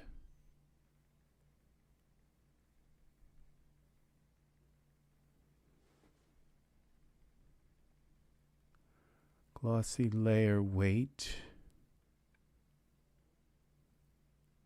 If we go with this highlight and bring it up,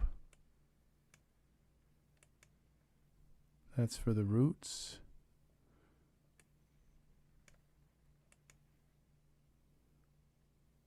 That's one thing about dark colors, they won't shine. Dark colors don't shine. You have to have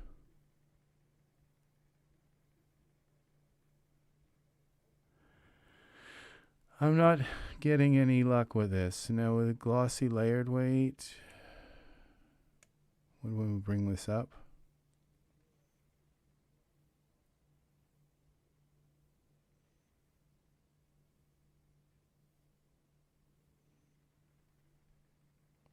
well, that did something that I wanted to do all along, was get it darker, but it's too dark.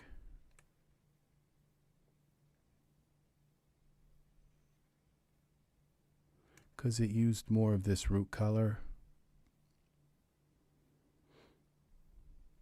versus this color. That's nice.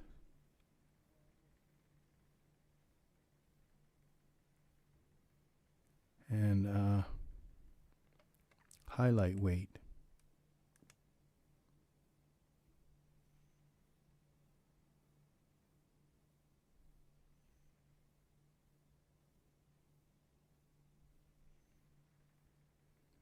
I think we just got some shine.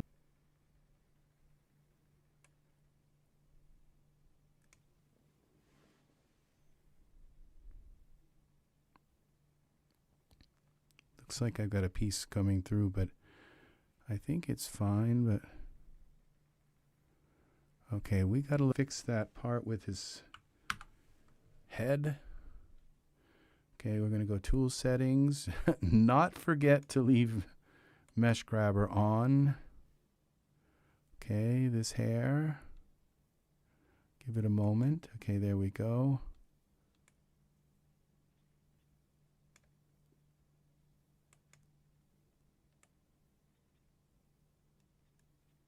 Okay. I think that fixed that. I'm not sure how that happened. Okay, turn this up back to our camera. Save this. Render. Let's try again. Here we go. So, yeah, you know, I hope that you're going to be able to utilize these things with your Genesis 8 figures, but also to be able to more precisely control your Genesis 9 figures and all. So yeah, see those little speckles? That's shine. That's going to reticulate into shine. So we got some shine in that hair, a little bit. The color even matches his eyebrows even more. Just a little bit of shine. That's what we needed. And there's a little bit more translucency here. So it doesn't look kind of so thick. The hair doesn't look so thick. These places here, they just need to, they need to have more points, and they need to be a little bit more. Men's hair doesn't just generally grow out. It kind of curls in those areas. It's just, I don't know. I just wish they put more work time into male stuff. But then, you know, look at this beautiful suit here. And so, you know, this is really nice. Other than it's got some, I maybe could have gotten rid of that if I had, this is probably D-Force, if I'd run a D-Force simulation. But I think this is fine. I've seen much worse cases where it needed D-Force. Luckily, okay, we did all that changes of changing his PBR skin here. And luckily his fingernails came out natural looking. Sometimes they come out like really white. And you know, it's the last thing, I get it all rendered and say, oh my God, he's got black fingernails, you know. So I'm sure you've all had to deal with that. So this ground is kind of bare here. I could have scattered a few things, used ultra scattered and scattered a few things. It's okay. It looks nice. There's enough in this scene to kind of catch your eye. And I've had much worse things in the scene that were. Look at the eye of Sauron. That was kind of like a cat's eye, but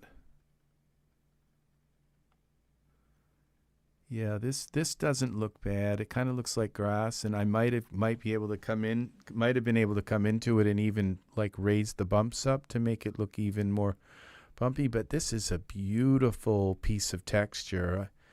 This amazes me. That's just a texture on a plane, but it's got so many layers, and that is nice grass right there. It's, I mean, a nice ground texture, and look at these beautiful flowers in here. So well done. And we're only at like what, couple hundred, 300, 400. We're going to go to a couple thousand.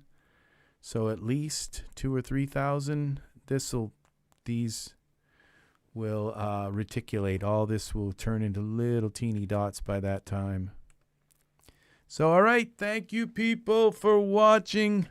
Please leave likes and subscribe. Click the bell for all notifications if you wouldn't mind. Talk to your friends, anybody you know who works in Dad's studio. Please bring them in. And the more the merrier. Yeah, we can handle more people here.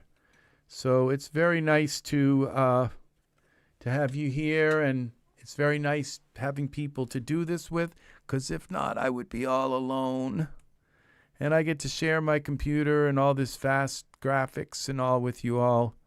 So there's a little bit of shine. It's not as much as I wanted. I don't think I actually hit the shine button too well, because you know, once you hit that, it's like, oh my gosh, it's wet. So, and I didn't quite get the shine thing down. So, and you know, that's what would be really nice is a PBR script that you can just open up and instant shine. You know, that would be a really nice PBR script. So the shine script. So, all right. Thank you, people. There probably is one, but I don't know of it yet. Can't think of it. Maybe I do, but I just can't think of it at this point. But so, you know, right now his face looks wide to me, but on my TV, his face looks a little more narrow. And it's just a tiny bit of narrowness to the face can really change the appearance of something. So keep that in mind, like that your monitor may have just a kind of odd aspect ratio to it, where it's stretching or squishing your art, or that watching it on another monitor could have that aspect ratio and change the way it looks. So I don't know why I stuck with these eyes. I think maybe some of the others were better. These are kind of cold and all, but it's still nice. So all right, thank you very much for being here. Thank you very, very much for hanging. And Cherry, I think you've been here like all day again, all this time. Thank you.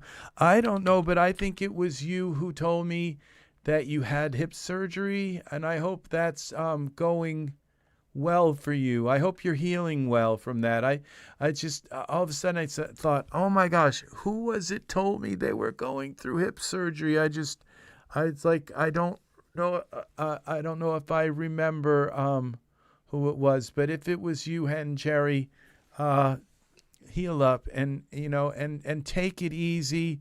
Don't try to do things until it works. Until whoever it is who told me, somebody told me they were having hip surgery. That was someone else. Okay, that's good. I'll be able to then kind of mark you off the list of that. But if you whoever it was who was having hip surgery, come back in and let us know how you're doing, okay? Please take care. And it may have been I'll have to look. It's not somebody who's been here tonight. So all right, and I don't know if George is still here, but thank you, George, for being for watching. Take care, people, and Cherry, and we've got Art, who's probably sleeping, and Kiwi, Hawk. Thank you, people. And George was here early, very early, popped right in. It was nice to see. I haven't talked with George in 2 years. And we had Christo X, buddy. You take care, people. Have a great rest of your night. We have a half an hour until the DAS store rolls over, and you know what would be nice is to get Mesh Grabber and to get our Alienator Pro at the same time. Oh my gosh, that would be so amazing. So yeah, that would be a double. That would be a slag, I'm sure. So all right, thank you very much, people, and I hope I'm not being vulgar. So all right, have a wonderful evening, and I will see you in the next EZ3DTV tutorial. It's Rex Red saying so long for now, and bye-bye. We're going to switch to this computer. All right. Oh, I've done it. I clicked on the wrong thing. All right, bye-bye.